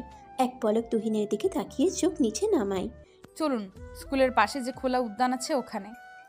ইন্দু সামনে হাঁটে আর তুহিন ইন্দুর পেছনে। খোলা উদ্যানের সামনে এসে একটা বেঞ্চে বসে পড়ে ইন্দু। তুহিন দাঁড়িয়ে ইন্দুকে দেখে। ইন্দু কাঁধে থাকা ব্যাগটা থেকে পানির বোতল বের করে পানি খেয়ে নেয়। ইশারায় তুহিনকে পাশে বসতে বলে। তুহিন চুপচাপ ইন্দুর পাশে বসে। ইন্দু জিহ্বা দিয়ে ঠোঁটটা ভিজিয়ে বলে, তুহিন, আমি আপনাকে আমার ব্যাপারে কিছু বলতে চাই। আপনি তো জানেন মেয়েদের বিষয় সব।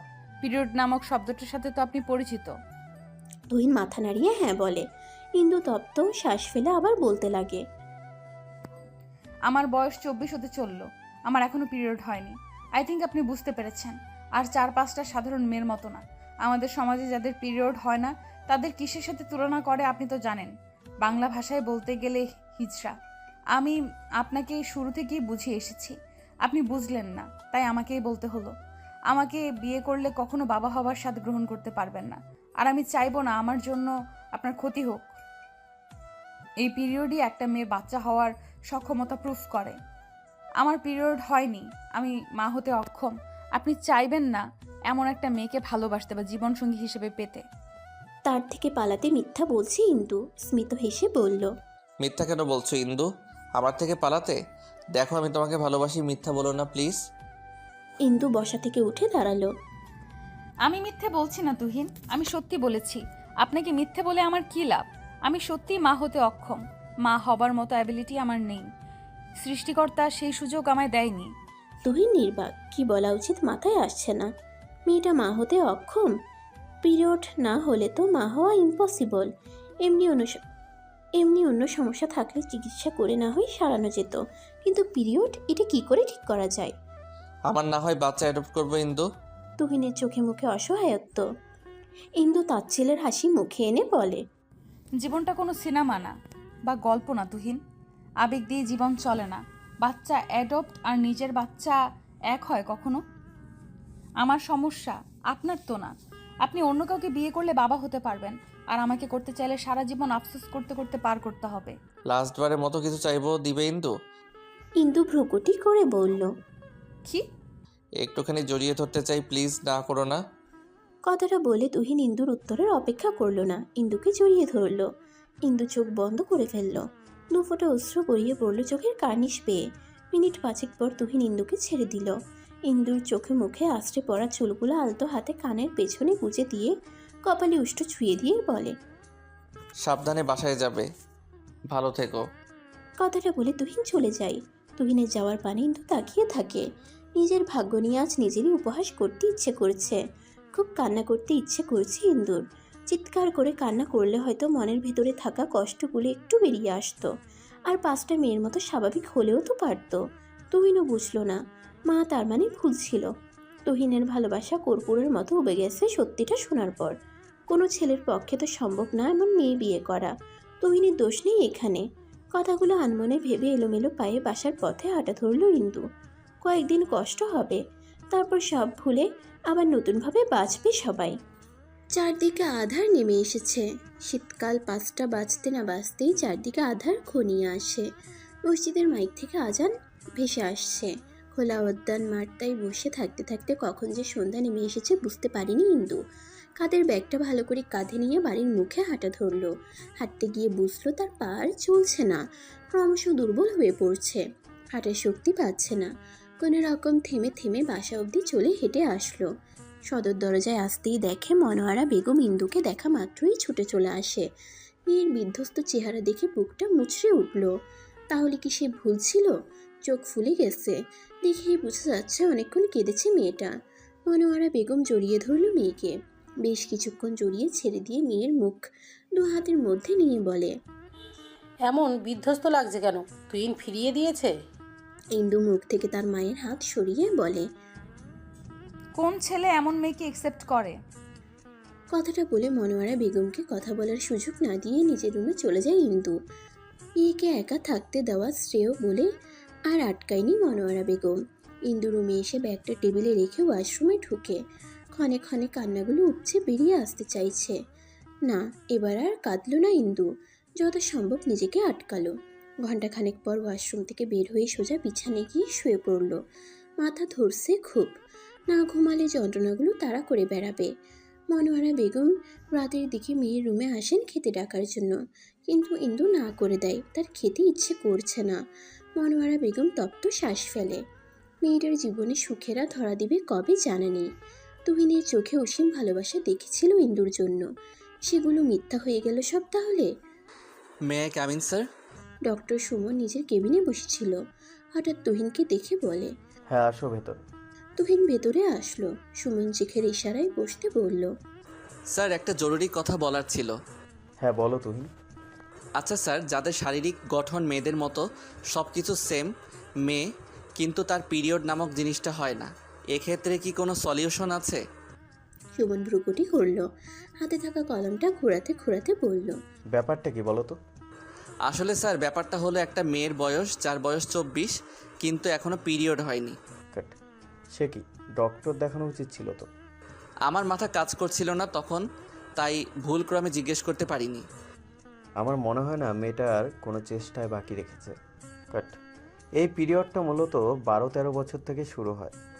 তখন যদি না হয় তখন ডক্টর দেখাতে হয়। সেখানে মেয়েটার বয়স 24 হয়ে গেছে। নিশ্চয়ই কোনো পথ নেই এখন আর। এটার কোনো চিকিৎসা নেই? আগে মেয়েটার থেকে সব বিস্তারিত জেনে আমাকে জানাও। সলিউশন থাকলে আমি অবশ্যই বলবো। এই পিরিয়ড প্রসেসটা সম্পূর্ণ আল্লাহ তাআলার দান। এমন যদি হতো যে 2-1 বার হয়েছে দেন আর হয়নি, তাহলে না হয় সলিউশন বের করা যেত। কিন্তু তার তো একবারের জন্য হয়নি। ঠিক আছে স্যার, আমি আসি তাহলে। তুহিন কেবিন থেকে বের হয়ে যেটুকু আসার আলো ছিল এখন সেটাও নিভু নিভু। মেয়েটা এতদিন নিজেকে কিভাবে সামলিয়ে এসেছে ভাবতেই তুহিনের বুকটা দুমড়ে মুচড়ে উঠল। এই একটা কারণে মেয়েটা তাকে অ্যাভয়েড করলো। হসপিটাল থেকে বেরিয়ে এক নির্জন রাস্তায় গিয়ে ধপ করে বসে পড়ল তুহিন। সে কোনো মতেই ইন্দুকে ছাড়তে পারবে না। সে তো ইন্দুকে ভালোবেসেছে, মাঝপথে ছেড়ে দেওয়ার জন্য না। কোনো একটা রাস্তা তার নিজেরই বের করতে হবে। কথাগুলো ভেবে বসা থেকে উঠে বাসার দিকে হাঁটা ধরল। বাসায় এসে ফ্রেশ হয়ে মায়ের রুমে গেল। তুহিনের মা বালিশে কাবার লাগাচ্ছিল। তুহিন পেছন থেকে মাকে জড়িয়ে ধরল। হঠাৎ ছেলেকে জড়িয়ে ধরতে দেখে কিছুটা অবাক হয় তনয়া বেগম। ছেলের মাথায় হাত রেখে বলে, হঠাৎ আজ মাকে জড়িয়ে ধরলি? তুহিন মাথা উঁচু না করেই বলে, কেন, আমি কি জড়িয়ে ধরতে পারি না? অবশ্যই পারিস। মন খারাপ? না, একটা সলিউশন খুঁজছি। কিসের সলিউশন? তুহিন তার মাকে ছেড়ে দিয়ে বিছানায় বসলো। চোখের ইশারায় তার মাকেও বসতে বলল। তনয়া বেগম বসে চোখের ইশারায় জিজ্ঞেস করলো। তুহিন তার মায়ের হাতটা ধরে বলে, আচ্ছা মা, একটা মেয়ের যদি পিরিয়ড না হয় তার কি সংসার করা বারণ? তনয়া বেগম অনেকটা অবাক হন ছেলের কথা শুনে। তার ছেলে কখনো এসব কথা বলে না। ছেলের দিকে পলক্ষীনভাবে চেয়ে বলে, হঠাৎ এই কথা কেন বলছিস? আচ্ছা তুমি তো মা, তাই না? তোমার কি মনে হয় পিরিয়ড না হওয়ার পেছনে কি একটা মেয়ের হাত থাকে? অবশ্যই না, এটা সম্পূর্ণ আল্লাহর দান। তাহলে কি একটা মেয়ের বয়স 24 হওয়ার পরও যদি এটা না হয় তাহলে কি তাকে বিয়ে করা বারণ? তনয়া বেগম সন্দেহজনক দৃষ্টি নিয়ে বলে, তুই কার কথা বলতে চাইছিস তুহিন? আমার এক পেশেন্টের মা, তার হয়নি পিরিয়ড, কিন্তু তাকে একটা ছেলে পাগলের মতো ভালোবাসে। তার কাছে এটা কোনো বড় সমস্যা মনে হচ্ছে না। তাকে যদি ছেলেটা বিয়ে করে ঘরে নেয় তাহলে কি খুব অন্যায় হবে? ছেলেটা মনে হয় অনেক আবেগপ্রবণ, বাস্তবতা খুব কম জানে। কোনো মা বাবা চাইবে না অমন মেয়ে ঘরের বউ করে নিয়ে, যেখানে সেই মেয়েকে বিয়ে করলে তাদের বংশবৃদ্ধি হবে না, তাদের অস্তিত্ব ওখানে শেষ। কিন্তু ছেলেটা তো অনেক ভালোবাসে মা মেয়েটাকে।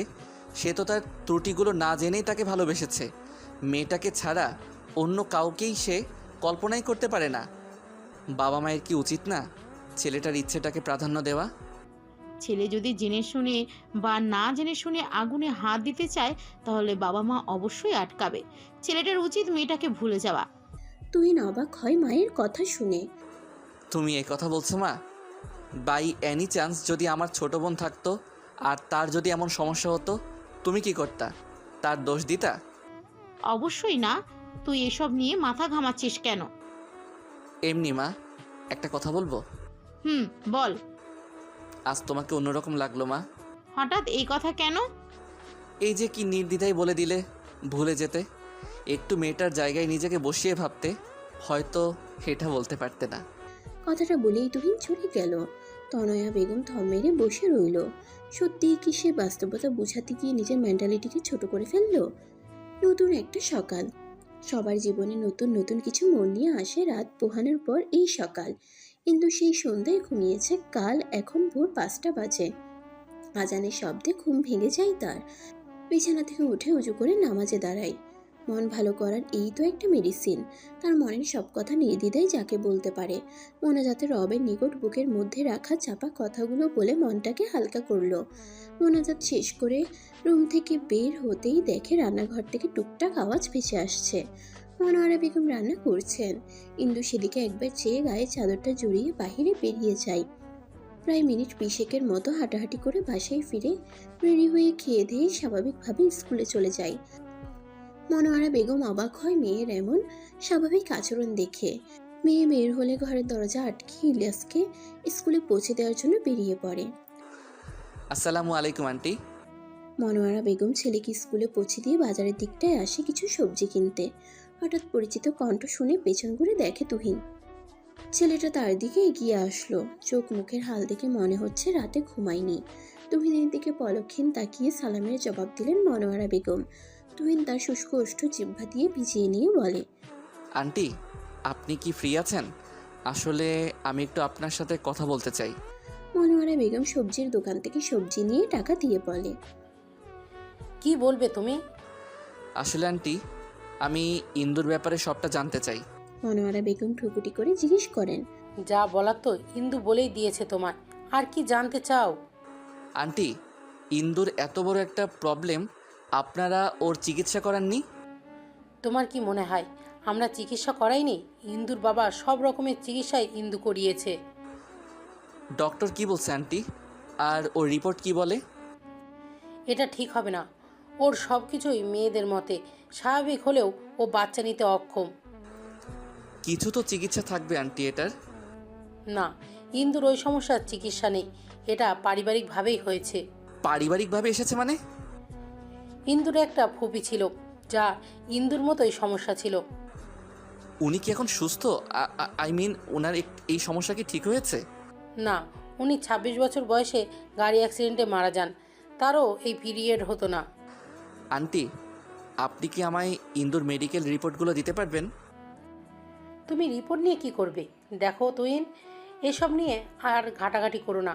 এমনি আমার মেয়ে এখন নিজেকে ঠিক রেখেছে, বেশি ঘাটাঘাটি করলে ও একদম ভেঙে পড়বে।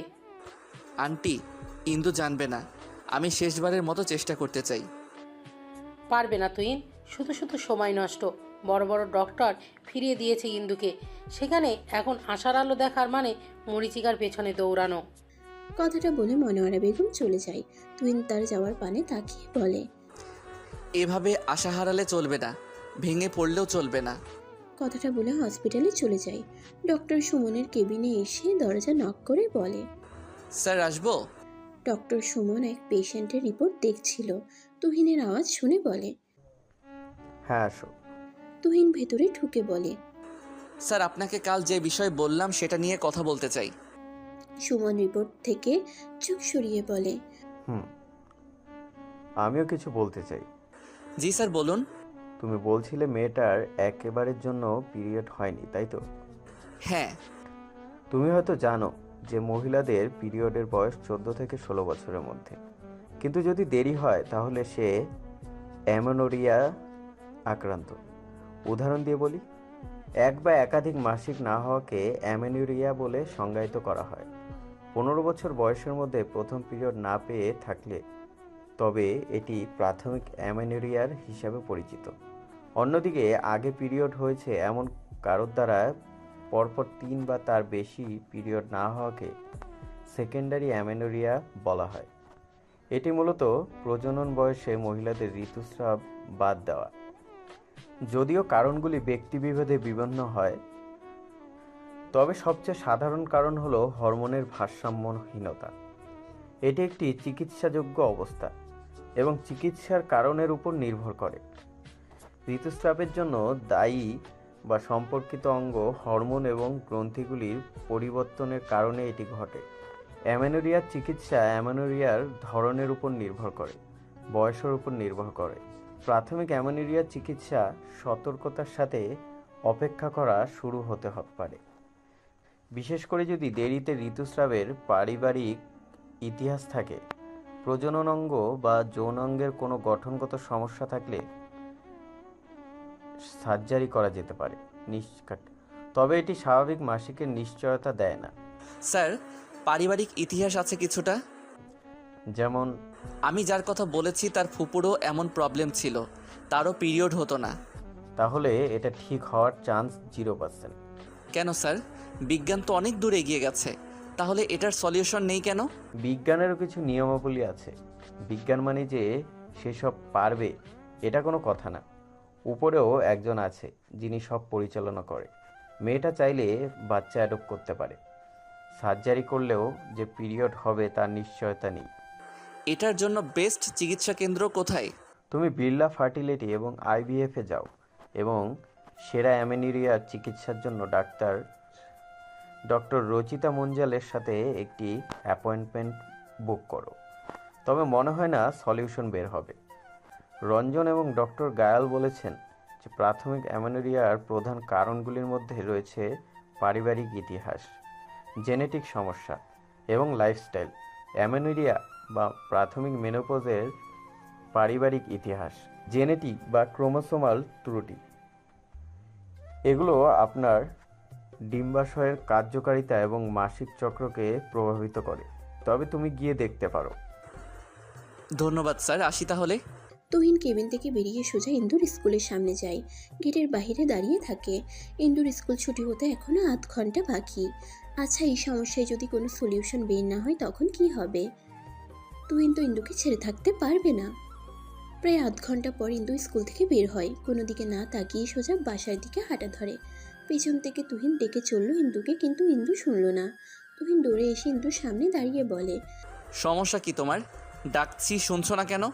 ইন্দু তুহিনের দিকে না তাকিয়ে পাশ কাটিয়ে চলে যেতে নিলে তুহিন সহসা ইন্দুর হাত টেনে ধরে। ইন্দু সামনের দিকে তাকিয়ে থেকেই বলে, হাত ছাড়ুন। তুহিন ইন্দুকে টেনে নিজের সামনে এনে দাঁড় করিয়ে বলে, হাত তো ছেড়ে দেওয়ার জন্য ধরিনি, এই যে শক্ত করে ধরে রেখেছি, কখনো ছুটবে না। ইন্দু চেষ্টা করলো তুহিনের থেকে নিজের হাত ছাড়ানোর, কিন্তু পারল না। ইন্দুর ধৈর্যের বাঁধ ভেঙে যাচ্ছে বারংবার। প্লিজ তুহিন, হাত ছাড়ুন আমার, আর দয়া করে আপনি আমার সামনে আসবেন না কখনো। হাতও ছাড়বো না, আর তোমার সামনে না এসেও থাকতে পারবো না, because I love you, I can live without you. Indu তুহিনের দিকে তাকালো। এখনো এসব বলছেন? হাত ছাড়ুন, বাসায় যাব। ইন্দু, চলো আমরা বিয়ে করি। এবার ইন্দু তুহিনের হাতে শক্ত করে কামড় দিয়ে নিজের হাত ছাড়িয়ে নেয়। আপনার কি মজা লাগছে আমাকে কষ্ট দিয়ে তুহিন? তুহিন নিজের হাত ঝাঁকাতে ঝাঁকাতে বলে, কামড় দিলে তুমি ব্যথা পেলাম আমি, কষ্ট তোমার লাগবে কেন? আপনাকে বলেছি তো আমার বিষয়ে সব, তবু কেন এসব করছেন? আমার মায়ের কাছে কেন গিয়েছিলেন আমার রিপোর্ট নিতে? এটাতে তো অন্যায় কিছু দেখছি না আমি ইন্দু। আমি তোমাকে ভালোবাসি তোমার ভালোর জন্য, যেটা করা দরকার সেটাই করতে চাইছি। আমার ভালো আমার থেকে কি আপনি বেশি বোঝেন?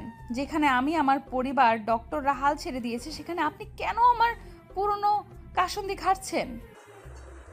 তুমি কি কষ্ট পেয়েছো ইন্দু? আচ্ছা, আমি আর এটা নিয়ে ঘাটবো না, তুই বিয়েতে রাজি হয়ে যাও। আমার বাচ্চার দরকার নেই, অ্যাডপ্ট করবো আমরা। আপনি এখনো আবেগের জোয়ারে ভাসছেন। আপনার মা কতটা কষ্ট পাবে ভেবেছেন আমায় বিয়ে করলে? তার কি দোষ? সে তো নিজের ছেলেকে এমন মেয়ের সাথে বিয়ে দেবে না।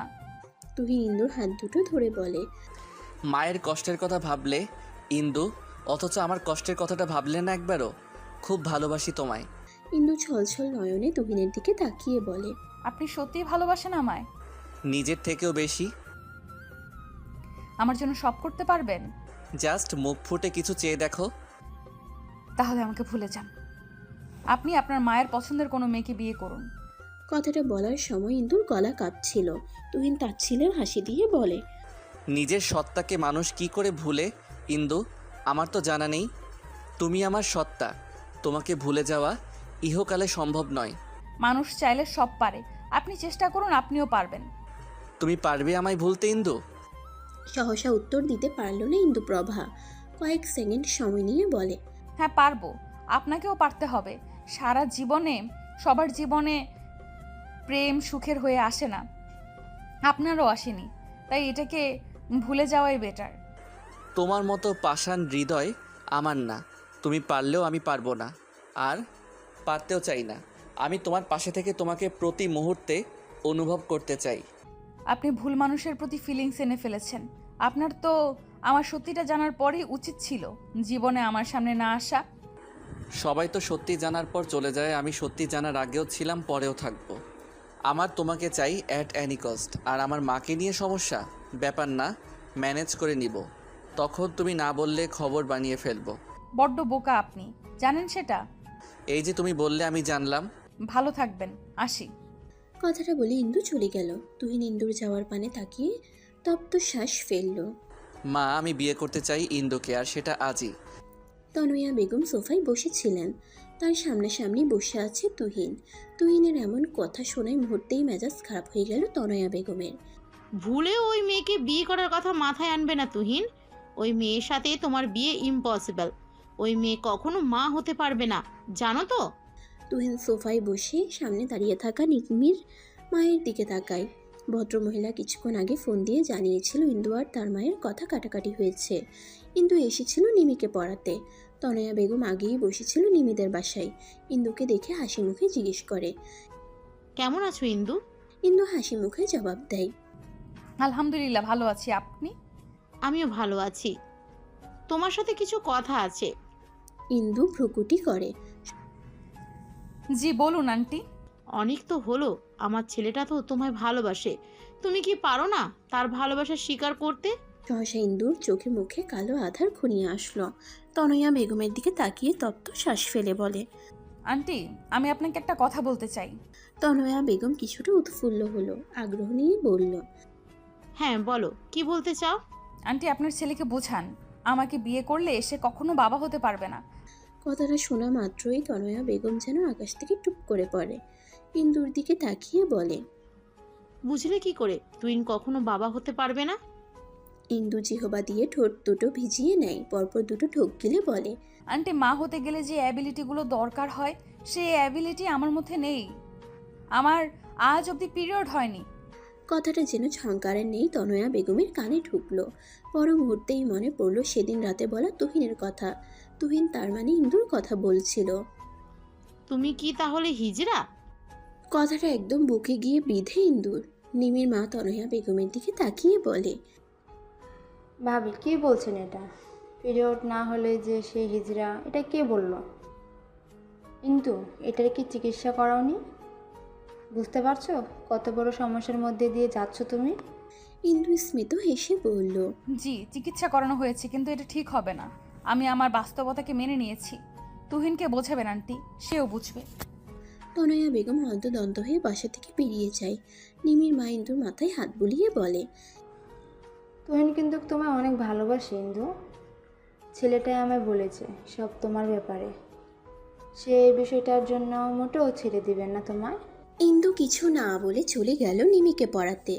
যত তাড়াতাড়ি সম্ভব এই এলাকা তাকে ছাড়তে হবে। নিমির মা ইন্দুর যাওয়ার পানে তাকিয়ে দীর্ঘশ্বাস ফেলে। পরশু তুহিন জানিয়েছিল ইন্দুর ব্যাপারটা। ছেলেটার আকুতি ভরা কণ্ঠ বারবার জানান দিচ্ছিল সে কতটা ভালোবাসে ইন্দুকে। নিমির মা ফোন বের করে তুহিনকে ফোন দিয়ে সব বলে দেয়। তার মতে সামনে ভয়াবহ কিছু অপেক্ষা করছে। দেখো মা, আমার ইন্দুকেই লাগবে, বাচ্চা আমার চাই না। আমি বাচ্চা অ্যাডপ্ট করব। তনয়া বেগম ছেলের সামনে এসে হুঙ্কার দিয়ে বলে, মাথা খারাপ হয়ে গেছে নাকি তোর? ওই মেয়েকে তোর বিয়ে করতে হবে? মেয়েটা স্বাভাবিক হলে আমি নিজে হাতে পায়ে ধরে হলেও রাজি করাতাম, কিন্তু এখন আমার হাতে পায়ে ধরলেও আমি তনয়া রাজি হব না। বেশ, রাজি হয়েও না, বাট আমার ইন্দুকেই চাই। তুই যদি ইন্দুকে বিয়ে করিস তাহলে আমার বাড়িতে তোর জায়গা নেই। আমরা একটা সমাজে বাস করি, আমাদের স্ট্যাটাস আছে একটা। সহসা বসা থেকে উঠে দাঁড়ালো তুহিন। বেশ, তবে তাই হোক। চলে যাব তোমার বাড়ি থেকে। আমি না খেয়ে থাকলে তোমার সমাজ স্ট্যাটাস আমায় প্লেটে ভাত বেড়ে দিয়ে যাবে না। সমাজের জন্য আমি আমার ইন্দুকে ছাড়তে পারবো না। তুই আবাগে ভেসে বেড়াচ্ছিস, কয়েকদিন গেলেই সব ঠিক হয়ে যাবে। ভুলে যা ইন্দুকে। ইহকালে পসিবল না মা। I can't live without she. মায়ের থেকে ওই মেয়ে তোর কাছে বড় হয়ে দাঁড়ালো? বেশ, যা, কিন্তু মনে রাখিস জীবনে আমায় তোর এই মুখ দেখাবি না। তুহিন অসহায় হয়ে পড়ল। নির্নিমেষ মায়ের দিকে তাকিয়ে বলল, তুই সত্যি ইন্দুকে মানবে না? সোসাইটি সমাজে বড় হয়ে দাঁড়ালো, ছেলের ইচ্ছের প্রাধান্য দিলে না। ছেলে চাওয়ার মতো কিছু চাইলে অবশ্যই দিতাম, কিন্তু না, সে অবুঝের মতো আগুন নিয়ে খেলতে চাইছে। ইন্দুকে বিয়ে করতে চাইলে আমার বাসায় জায়গা নেই। আচ্ছা বেশ, তুমি যখন আমার ভালোবাসা মানতে পারবে না, আমিও থাকবো না তোমার এই সোসাইটি সমাজে। ভালো থেকো। কথাটা বলে তুহিন বেরিয়ে আসতে নিলে পেছন থেকে নিমির মা আটকানোর চেষ্টা করে তুহিনকে, কিন্তু তুহিন শুনেনি। ইশারায় বলে গেছে তার মায়ের খেয়াল রাখতে সে শীঘ্রই ফিরবে। নিমির মা তনয়া বেগমের কাছে এসে বলে, ভাবি, ইন্দু তো মেয়েটা ভালো, ওর এই পরিস্থিতির জন্য তো ও দায়ী না। আপনি নিজ থেকেও তো ইন্দুকে পছন্দ করতেন, সামান্য একটা সত্যি শুনে এভাবে মুখ ফিরিয়ে নিলেন। তনয়া বেগম নিমির মায়ের দিকে তাকিয়ে থাকে, কিছুক্ষণ নীরব থেকে বলে, তোমার ছেলে এমন মেয়েকে বিয়ে করতে চাইলে তুমিও বাধা দিতে, যার পুড়ে সেই বুঝে জ্বালা। কথাটা বলে তনয়া বেগম চলে যায়। নিমির মা তপ্ত শ্বাস ফেলে নিজের বাড়ি চলে যায়। রাত বাজে 9:24। এই হালকা শীতের মাঝেও আচমকা ঝড়ের আওয়াজটা ঠিক হজম হলো না ইন্দুর। কি প্রবল বাতাস বইছে। হঠাৎ হাতে থাকা মুঠো ফোনটা বেজে উঠাই সামনে এনে দেখে তুহিনের নম্বর জলজল করছে। ধরল না, পরপর দুবার কেটে যাওয়ায় আবার বেজে উঠল ফোন। ইন্দু রিসিভ করলো ফোন। হ্যালো বলার আগেই ওপাশ থেকে তুহিন বলে উঠল, আমি সব ছেড়ে ছুড়ে চলে এসেছি। আমি বিয়ে করতে চাই তোমায়। কথাটা কর্ণকুহর হতেই বিস্মিত হয় ইন্দু। আপনি সব ছেড়ে ছুড়ে চলে এসেছেন মানে? আমি বাসা ছেড়ে চলে এসেছি। আপনি বাসা কেন ছেড়েছেন? আমি কি ছেড়ে আসতে বলেছি? তোমাকে পাবার জন্য ছেড়েছি। মানে? মানে মা আমার ভালোবাসার পূর্ণতা দিতে চাচ্ছিল না, তাই চলে এসেছি। আপনার কি মনে হয় আপনি সব ছেড়ে ছুড়ে চলে আসলে পূর্ণতা পাবেন? ভুল ভাবনা নিয়ে বাসা ছেড়েছেন। বাসায় যান। আচ্ছা, আপনি এখন কোথায়? তোমার বাসার নিচে দাঁড়িয়ে আছি। ইন্দু শোনা মাত্রই দৌড়ে জানালার কাছে গিয়ে দেখে ল্যাম্পপোস্টের আলোতে তুহিনকে স্পষ্ট বোঝা যাচ্ছে। ইন্দু তুহিনের পানে এক দৃষ্টি নিয়ে তাকিয়ে বলে, বাসায় যান। দেখছেন আকাশের অবস্থা ভালো না, ঝড় আসবে। না, বাসায় ফেরা অসম্ভব। তাহলে কি সারা রাত দাঁড়িয়ে কাটাবেন? হ্যাঁ, তুমি বললে দাঁড়িয়ে থাকবো। দেখেন বাড়াবাড়ি করবেন না, বাসায় যান, রাখি। কথাটা বলে ইন্দু ফোন কেটে দিল। মনোয়ারা বেগম ইন্দুকে ডিনার করার জন্য ডাক দিল। ইন্দু তুহিনের কথা মাথা থেকে ছেড়ে ফেলে দিয়ে খাবার খেতে দিল। খাবার খেয়ে দিয়ে রুমে এসে ঘুমিয়ে পড়ে। বাহিরে ভারী বৃষ্টি হচ্ছে। কেউ একজন এক দৃষ্টিতে কারো জানালার দিকে তাকিয়ে আছে সেটা দেখলো না। হঠাৎ মাঝরাতে রুমে দরজার টোকা দেওয়ার শব্দে ঘুম ভেঙে যায় ইন্দুর। ইন্দু আড়মোড়া ভেঙে বিছানা থেকে নেমে দরজা খুলে দেখে তার মা। এত রাতে মাকে দেখে অবাক হয় ইন্দু। ইন্দু কিছু বলার আগেই মনোয়ারা বেগম ইন্দুর হাত টেনে নিয়ে জানালার পাশে দাঁড় করিয়ে বলে, ছেলেটাকে আর কত কষ্ট দিবি তুই? সেই কখন থেকে বৃষ্টিতে দাঁড়িয়ে ভিজছে। সে যদি তোমার সব মেনে নিয়ে সংসার করতে চায় তাহলে তোমার আপত্তি কোথায়? ইন্দু ভাবতে পারেনি তুহিন এই বৃষ্টিতে দাঁড়িয়ে ভিজবে। সে ভেবেছিল বৃষ্টি নামলে তুহিন চলে যাবে, কিন্তু ছেলেটা এভাবে কতক্ষণ ধরে ভিজছে, জ্বর আসবে তো। ইন্দু রুম থেকে ছাতা নিয়ে দৌড়ে বেরিয়ে গেল। তুহিনের সামনে দাঁড়িয়ে বলে, আপনি কি পাগল তুহিন? বৃষ্টিতে কেন ভিজছেন? তুহিনের সারা শরীর কাঁপছে, মুখে লেগে আছে মৃদু হাসি। ইন্দুর দিকে তাকিয়ে বলে, আমি তো কবে থেকেই তোমার প্রেমে পাগল হয়েছি। পাগলটাকে ভরসা করে পাগলটার হাত ধরুন। ট্রাস্ট মি, সব সুখ আপনার পায়ের কাছে এনে দিব। আমি পাগল হয়ে যাব আপনাকে এই একটা কথা বলতে বলতে। আপনি আমাকে গ্রহণ করলে জীবনেও সুখী হতে পারবেন না তুহিন। আমার সুখ কিসে হবে? আমার থেকে বুঝি তুমি বেশি জানো। আচ্ছা ইন্দু, তোমার হৃদয় এত পাষাণ কেন? একটা ছেলে তোমার ভালোবাসা পাবার জন্য মরিয়া হয়ে গেছে, আর তুমি বারংবার তাকে ফিরিয়ে দিচ্ছ। আচ্ছা, এই আমি যদি তোমার ভালোবাসা না পেয়ে পৃথিবী ত্যাগ করি, মায়া হবে না আমার জন্য? সহসা ইন্দুর বুক কেঁপে উঠল। তুহিনের দিকে তাকিয়ে বলে, আজে বাজে কথা কেন বলছেন? পৃথিবী ছেড়ে কেন যাবেন? এই যে তোমার ভালোবাসা না পাওয়ার এক মরণ ব্যাধি অসুখ নিয়ে কষ্ট পাবে তখন। কি সব কথা বলছেন? তখন থেকে চুপ করবেন? দেখছেন আপনি শীতে কিভাবে কাঁপছেন। বাসায় চলুন, জামা কাপড় বদলে নেবেন। না, যাব না বাসায়। আমার বাসায় চলুন। না, কোনো বাসায় যাব না। এভাবেই এই বৃষ্টিতে দাঁড়িয়ে থাকবো। জ্বর বেঁধে মরণ হোক ঢের ভালো এমন জীবনের থেকে। আপনি মরলে কেউ একজন কষ্ট পাবে। আন মনে কথাটা বলে ফেলে ইন্দু। তুহিন শুনে ফের বলে, কে কষ্ট পাবে আমার মৃত্যুতে? ইন্দু তুহিনের হাত ধরে। হাত গরম, লোকটার জ্বর এসেছে। ইন্দু হাত টেনে বাসার ভেতরে নিয়ে যেতে যেতে বলে, আছে একজন যার হৃদয় পুড়ে আপনার জন্য। জ্বর এসেছে শরীরে, তাই আজে বাজে কথা বলছেন। মেডিসিন খেতে হবে। তুহিন দাঁড়িয়ে যায়, ভাবান্তর হয়ে বলে, আচ্ছা, সে একজন কি ইন্দু প্রভা? হয়তো। চলুন এবার। কথাটা বলে টেনে নিয়ে যায় ইন্দু তুহিনকে। মা, ওনার তো জ্বরে গা পুড়ে যাচ্ছে। এই মধ্যরাতে ডক্টর পাবো কোথায়? মনোয়ারা বেগম ইন্দুর দরজার কাছে দাঁড়িয়েছিল। ইন্দুর কথা কর্ণকুহর হতেই এগিয়ে এসে তুহিনের কপালে হাত রাখে। আসলে এই ছেলেটার শরীরে অনেক জ্বর। এই মধ্যরাতে ডক্টর পাওয়া সম্ভব নয়। বাইরে যে বৃষ্টি হচ্ছে, উপায় অন্তর না দেখে কিচেনে ছুটল। ছোট বাটিতে পানি আর একটা ছোট কাপড় এনে ইন্দুর সামনে ধরে বলে, আপাতত মাথায় জলপট্টি দাও, আমি কিচেনে যাচ্ছি, স্যুপ বানিয়ে আনছি, ঘরে মেডিসিন আছে, সেটা খাইয়ে দিলে কিছুটা কমে যাবে। ইন্দু মাথা নাড়িয়ে হ্যাঁ জানালে মনোয়ারা বেগম কিচেনে চলে যায়। ইন্দু কাপড়টা জলে ভিজিয়ে তুহিনের মাথায় দিতেই তুহিন কেঁপে উঠে। রুমে এনে ইন্দু তার বাবার লুঙ্গি আর একটা টি শার্ট তুহিনকে পরতে দিয়েছিল। তখন অবশ্য হুঁশে ছিল, কিন্তু এখন জ্বর তাকে পুরোপুরি কাবু করে ফেলেছে। লোকটার এই অবস্থার জন্য অবশ্যই ইন্দু দায়ী। জলপট্টি দেওয়ার মাঝে হঠাৎ ইন্দু খেয়াল করলো তুহিন কিছু বলছে বিড়বিড় করে, ঠিক মতো শোনা যাচ্ছে না। কথাগুলো স্পষ্ট শোনার জন্য তুহিনের মুখের কাছে তার কান এগিয়ে নিল। সহসা তুহিন জড়িয়ে ধরল ইন্দুকে। এই প্রথম কোনো ছেলের সংস্পর্শে গেল ইন্দু। মনের মধ্যে ভয় কাজ করছে। তুহিন খুব শক্তপোক্তভাবেই জড়িয়ে ধরেছে, আর এমনভাবে বেকায়দায় আছে ইন্দু যে নিজের শক্তিও খাটাতে পারছে না। বারবার দরজার দিকে তাকিয়ে দেখে তার মা আসছে কিনা। তার মা তাকে এই অবস্থায় দেখলে কি ভাববে সেটা মনে হতেই এবার নিজের হাত পা ছুঁয়ে কান্না করতে ইচ্ছে করছে। ইন্দু তুহিনের গালে হাত রেখে বলে, তুহিন শুনতে পারছেন? তুহিন চোখ বন্ধ রেখেই কপাল কুঁচকে জানান দেয় সে শুনতে পারছে। ইন্দু তপ্ত শ্বাস ফেলল। তার মানে লোকটা সজ্ঞানে আছে। একটু হাতটা ঢিলে করুন, আমি উঠবো। তুহিন হাত ঢিলে করলো না, আরও চেপে ধরলো যাতে ইন্দু কোনো মতেই যেতে না পারে। আরে কি হলো? আমি হাত ঢিলে করতে বলেছি, আপনি আরো চেপে ধরলেন কেন? তুহিন এবার বিরক্ত বোধ করলো।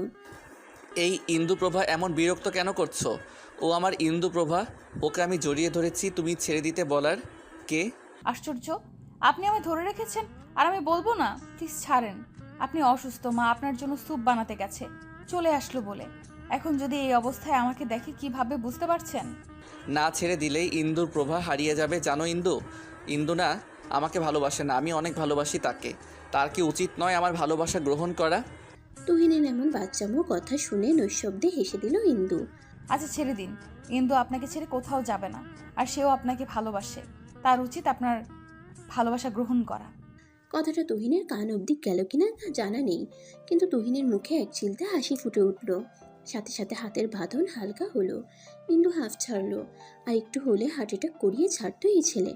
মনোয়ারা বেগম স্যুপ এনে ইন্দুর সামনে রেখে বলে, খাইয়ে দাও, একটু আমি মেডিসিন আনছি।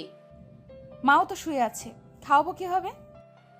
ডেকে ওঠাও। মনোয়ারা বেগম চলে যেতেই ইন্দু আবার তুহিনের গালে হাত দিয়ে বলে, তুহিন একটু কষ্ট করে উঠুন না, কিছু খেয়ে মেডিসিন খেতে হবে।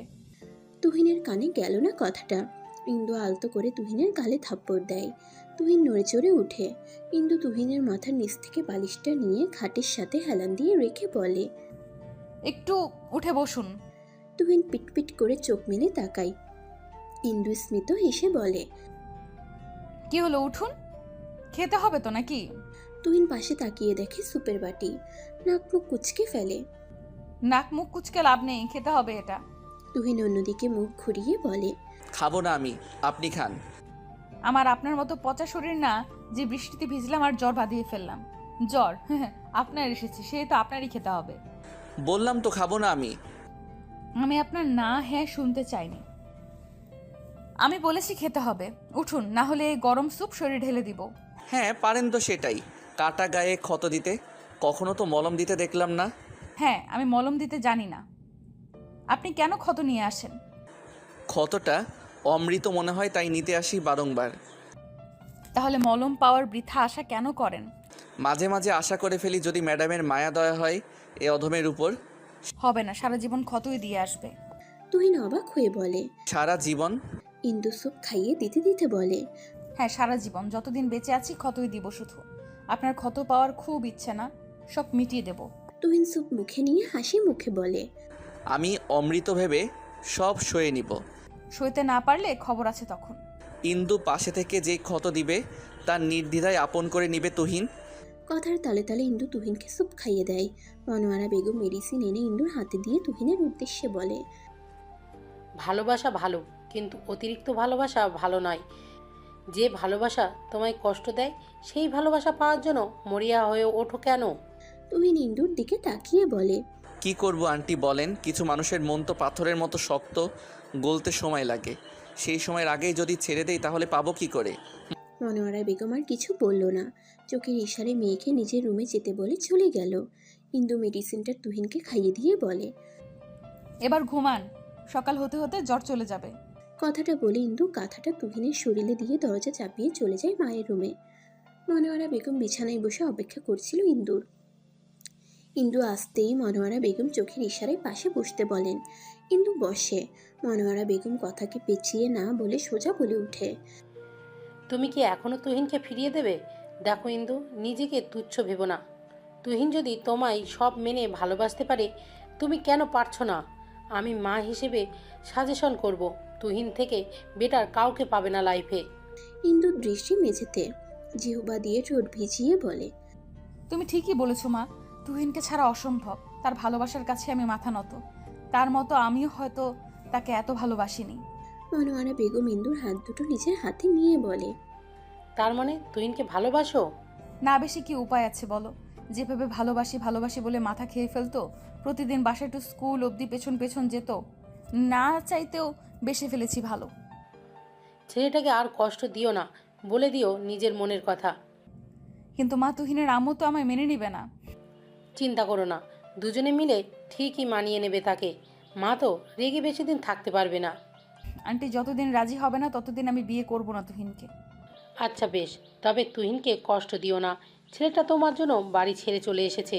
এখন তুমিও যদি তাকে না বোঝো তাহলে কে বুঝবে তাকে? রাত তো অনেক হলো, ঘুমানো উচিত এখন। মনোয়ারা বেগম বলে মা মেয়ে ঘুমিয়ে পড়ল। সকাল সকাল মাথায় হাত দিয়ে বসে আছে তুহিন। মাথাটা ব্যথা করছে। কাল রাতের সব কথাই তার মনে আছে। ইন্দু কফি হাতে করে রুমে প্রবেশ করে। কফিটা তুহিনের সামনে ধরে বলে, কফিটা খেয়ে নিন, মাথা ব্যথাটা কমে যাবে। তুহিন কফির মগটা হাতে নিয়ে মুখে চুমুক দিতেই ইন্দু বলে ওঠে, কিছু কথা বলার ছিল। বলো, শুনছি। আপনার মা তো আমাকে মেনে নিবে না। হ্যাঁ জানি, তবে একদিন ঠিক মেনে নিবে। কিন্তু আমি আপনার মায়ের দোয়া না নিয়ে বিয়ে করতে পারবো না। কথাটা কর্ণকুহর হতেই মুখ থেকে কফি ছিটকে পড়ে যায় তুহিনের। ভীষণ খাই। ইন্দু তুহিনের মাথায় আস্তে করে থাপ্পড় দিয়ে বলে, আস্তে খাবেন তো? তুহিন অবাক হয়ে বলে, তুমি আমায় বিয়ে করতে রাজি? যদি আপনার মাকে রাজি করাতে পারেন তবেই আমি রাজি। মুহূর্তেই তুহিনের মুখ চুপসে গেল। একে ওকে রাজি করাতে করাতেই তো যৌবন অর্ধেকের বেশি পেরিয়ে গেল। তুহিনকে চুপ থাকতে দেখে ইন্দু বলে উঠল, কি হলো, পারবেন না রাজি করাতে? পারতে হবে, আমি মাকে রাজি করাবো। আচ্ছা, তাহলে আমার আপত্তি নেই। আচ্ছা, হঠাৎ করে তোমার সুবুদ্ধি উদয় হলো কোথা থেকে? মানে? না মানে এই যে রাজি হয়ে গেলে বিয়ে করতে। তার মানে রাজি না হওয়াই ভালো ছিল? আচ্ছা বেশ, আপনাকে আমি বিয়ে করব না। এই না না না, আমি ওভাবে বলিনি। প্লিজ মত পাল্টিও না। আচ্ছা শুনুন, ফ্রেশ হয়ে নিন। হসপিটালে যাবেন না? হ্যাঁ যাব। বাসায় যাবেন কবে? কয়েকদিন পর যাব। আপাতত আমার ফ্ল্যাটে গিয়ে উঠব। ইন্দু কতক্ষণ চুপ থেকে বলে, আচ্ছা তাহলে উঠুন, একসাথে বের হই। আর আপনার জামা কাপড় ভেজা, ওই যে প্যাকেটে আপনার জন্য টি শার্ট আর প্যান্ট আছে, ওগুলো পরে রেডি হবেন। তুহিন প্যাকেটটা হাতে নিয়ে বলে, এগুলো কই পেলে? মার্কেট থেকে এনেছি। বাহ, বিয়ের আগে আমাকে শপিং করে দিচ্ছ। বাজে কথা না বলে রেডি হয়ে আসুন। হ্যাঁ আসছি। হ্যালো মা। ফোন দিয়েছিস কেন? তুহিন ভেবেছিল তার মা হয়তো জিজ্ঞেস করবে কেমন আছিস, কিন্তু উল্টো এটা বলবে ভাবতে পারেনি। তপ্ত শ্বাস ফেললে বলল, কেমন আছো? সেটা তোর না জানলেও হবে। এখনো এভাবে কথা বলবে? ইন্দুকে মেনে নিলে কি এমন ক্ষতি হবে? আমি বলেছি তো ওকে মানবো না। বারবার ফোন দিয়ে কথা কেন বলিস? বাই এনি চান্স ধরো আমি মরে গেলাম, তখন তোমার এই সমাজ স্ট্যাটাস কি তোমায় দেখে রাখবে? চড়িয়ে গাল লাল করে দিব। ইন্দুকে মেনে নাও, মেয়েটা তোমার দোয়া ছাড়া আমাকে বিয়ে করবে না। না, মানবো না। রাখ ফোন। তনয়া বেগম ফোন কেটে দেয়। আজ 3 দিন হলো তুহিন তনয়া বেগমকে রাজি করানোর চেষ্টা করছে, কিন্তু তিনি তার কথার হেরফের করছেন না। নিজের মাথার চুল এখন নিজেরই টেনে ছিঁড়তে ইচ্ছে করছে। নিজেকে আয়নায় একবার দেখে হসপিটাল থেকে বেরিয়ে গেল। তার মা রাজি হবে না বুঝে গেছে তুহিন। এখন ইন্দুকেও সেটা বুঝতে হবে। ইন্দুর স্কুলের সামনে গিয়ে দাঁড়িয়ে থাকে তুহিন। স্কুল ছুটি শেষে ইন্দু স্কুল থেকে বেরিয়ে এসে সামনে তুহিনকে দেখে মুখে হাসি ফুটে ওঠে। এগিয়ে যায় তুহিনের দিকে। তুহিন ইন্দুর হাত ধরে হাঁটতে হাঁটতে বলে, আজকালকার মানুষগুলো কেমন জানো? ইন্দু তুহিনের দিকে তাকিয়ে বলে, কেমন? এই যে তারা 1000 টাকা হারিয়ে গেলে 100 বছর পরও আফসোস করবে, কিন্তু একটা মানুষ জীবন থেকে হারিয়ে গেলে আফসোস করবে না, সময়ের সাথে সাথে ভুলে যাবে। তুমিও কি তাদের দলের মাঝে? চুপ করেন তো, শুধু বাজে কথা বলেন। তুহিন বেশ খানিকটা সময় চুপ থেকে আবার বলে, ইন্দু শুনো। শোনান, শুনছি। মা রাজি হচ্ছে না। সহসা ইন্দুর পা থেমে গেল। ছেড়ে চলে যাবে না মাই? তুহিন ইন্দুর গালে হাত দিয়ে বলে, না চলো বিয়ে করি। মায়ের মানতে সময় লাগবে, কিন্তু ঠিক মেনে নিবে। কিন্তু? কোনো কিন্তু নয়, আমি কালই তোমায় বিয়ে করব, আর আন্টি তো আছেই। মায়ের সাথে কথা বলবেন না? আমি আসার আগে আন্টিকে বলে দিচ্ছি আমরা এখন শপিং করতে যাব, কাল কোর্টে গিয়ে বিয়ে করব। ভুল করছি না আমরা? এখানে ভুল কোথায় করলাম? আচ্ছা চলুন। ইন্দু আর তুহিন শপিং মলের সামনে এসে ইন্দুর জন্য একটা লাল টকটকে বেনারসি আর নিজের জন্য একটা সাদা পাঞ্জাবি কিনে নিল। খুবই সিম্পল ভাবে বিয়ে করবে সে, সাথে টুকটাক জুয়েলারি কিনে চলে আসলো। ইন্দুকে তার বাসায় দিয়ে ইন্দুর মায়ের সাথে টুকটাক কথা বলে চলে গেল। ইন্দুর মা মনোয়ারা বেগম খুব খুশি। কাল মেয়ের বিয়ে, তুহিন আগে থেকেই বলে রেখেছিল তার ছোট্ট মেয়েটার কাল বিয়ে হয়ে যাবে, বাসাটা ফাঁকা ফাঁকা লাগবে। কথাটা ভেবে একটু খারাপ লাগলেও সেটা সে গ্রাহ্য করলো না। বেনারসি শাড়িটা মেয়ের শরীরে মেনে ধরলেন। ইন্দু লজ্জা পেল। ইলিয়াস মা আর বোনের কার্যকলাপ দেখছে। ছোট্ট মন এইটুকু বুঝলো কাল তার বোনের বিয়ে। ইন্দুদের তেমন আত্মীয় স্বজন নেই বললেই চলে। বাবা মারা যাওয়ার পর সবার থেকে দূরত্ব বেড়েছে। নিজের এলাকা ছেড়ে এখানে এসে থেকেছে। যা আয়োজন করার তাকে একা হাতেই করতে হবে। এর মধ্যে হঠাৎ ফোন বেজে ওঠে ইন্দুর। ফোনটা হাতে নিয়ে দেখে স্মৃতি ফোন দিয়েছে। রিসিভ করে কান নিতেই ওপাশ থেকে স্মৃতি উৎফুল্ল নিয়ে বলল, কংগ্রেস ইন্দু, শাদি মোবারক হোক। অবশেষে বিয়ে করতে রাজি হলি। তুহিন ভাইয়া না বললে মনে হয় বলতি না যে তুই কালকে বিয়ে করতে যাচ্ছিস। আমি নিজেও জানতাম না, স্কুল থেকে ফেরার পরে তুহিন বলেছে। আমি তোকে ফোন করে বলতামই। হয়েছে, থাক, শাক দিয়ে মাছ ঢাকতে লাগবে না। কাল তাড়াতাড়ি আসবি। তোর বলার অপেক্ষা কি আছে? রাত এখন বেশি না হলে আমি এখনই ছুটে আসতাম। পাগলি মেয়ে। হ্যাঁ রাখি, কাল সকাল সকাল চলে আসবো। কিরে, তুই আন্টির অনুমতি না নিয়েই বিয়ে করতে যাচ্ছিস? হঠাৎ সাগর আর নীলাকে নিজের কেবিনে দেখে ভ্রুকুটি করে ফেলে তুহিন। ফাইলটা সাইডে রেখে বলে, কে বললো অনুমতি নেইনি? আমি বলেছি কিন্তু মা রাজি হয়নি, তাই একাই বিয়ে করার সিদ্ধান্ত নিয়েছি। দেখেছিস সাগর, মেয়েটা কি রকম ব্রেন ওয়াশ করেছে তুহিনের। Just shut up. ও কেন আমার ব্রেন ওয়াশ করাবে? তুহিনের ধমক শুনে সাগর বলে, আস্তে কথা বল, বিয়ে করছিস ভালো কথা, আন্টি কিন্তু বিষয়টা ভালোভাবে নিচ্ছে না। এমনি ইন্দুকে সহ্য করতে পারছে না, তার উপর এভাবে বিয়ে করলে আরও রেগে যাবে। প্যারা নিস না, বিয়ের পর আমি আর ইন্দু মায়ের সব রাগ ভেঙে দিব। যা ভালো বুঝিস তা কাল কখন যেতে হবে সাক্ষী হিসেবে? দুপুরের দিকে। বিয়ে করতে যাচ্ছিস, ট্রিট তো পাই আমরা। হ্যাঁ দিব, বিয়ের পর একবেলা বউয়ের হাতে রান্না খেতে দিব। এবার কি করবেন ভাবি? তুহিন তো ইন্দুকে কাল বিয়ে করবে। আপনি কি পারতেন না মেয়েটাকে মেনে নিতে? ছেলের সুখের জন্য তো বাবা মা কত কিছু করে। জেনে শুনে কি করে মেনে নিব ইন্দুকে? তুমি বলো নিমির মা। মেয়েটা তো আগে থেকে বলে দিল। সে চাইলে তো বিষয়টা লুকিয়ে রাখতে পারতো। কই রাখছে নাকি? আপনিই বলেন। সে তো তুহিনকে বুঝালো, আপনার ছেলেও তো বুঝলো না। আপনি ইচ্ছে করে আপনার আর ছেলের মাঝে দূরত্ব ক্রিয়েট করেছেন। আমি কি করব তাহলে? ইন্দুকে মেনে নিন। বয়স হচ্ছে আপনার, শেষ বয়সে কি ছেলের সাথে এমন করলে চলে বলেন? আল্লাহ না করুক অসুস্থ হয়ে ঘরে পড়লে আপনাকে টানবে? আপনার স্ট্যাটাস সমস্ত ঘুরেও তাকাবে না। আপনি না হয় 2-1 দিন করব, তারপর তো আমিও নিজেই অতুষ্ট হব। শেষ পর্যন্ত আপনার কিন্তু আপনার ছেলেকেই লাগবে। আচ্ছা, তুমি তোমার বাসায় যাও, একা থাকতে দাও আমায়, ভালো লাগছে না। নিমির মা চলে আসে বাসা থেকে। ভালোই বুঝ দিয়েছে কাজ হবে এতে। হঠাৎ মাঝরাতে ফোন বেজে ওঠায় কিছুটা অবাক হয় তুহিন। কতক্ষণ আগেই ইন্দুর সাথে কথা বলেছে সে, এখন আবার কার ফোন? ফোনটা চোখের সামনে আনতেই দেখে তার মায়ের ফোন। ফোন রিসিভ করে কানে নিতেই ওপাশ থেকে গম্ভীর কণ্ঠে ভেসে আসে, বিয়ে করছিস ভালো কথা, আমার পুত্রবধূকে যেন আমি আমার বাসায় দেখি।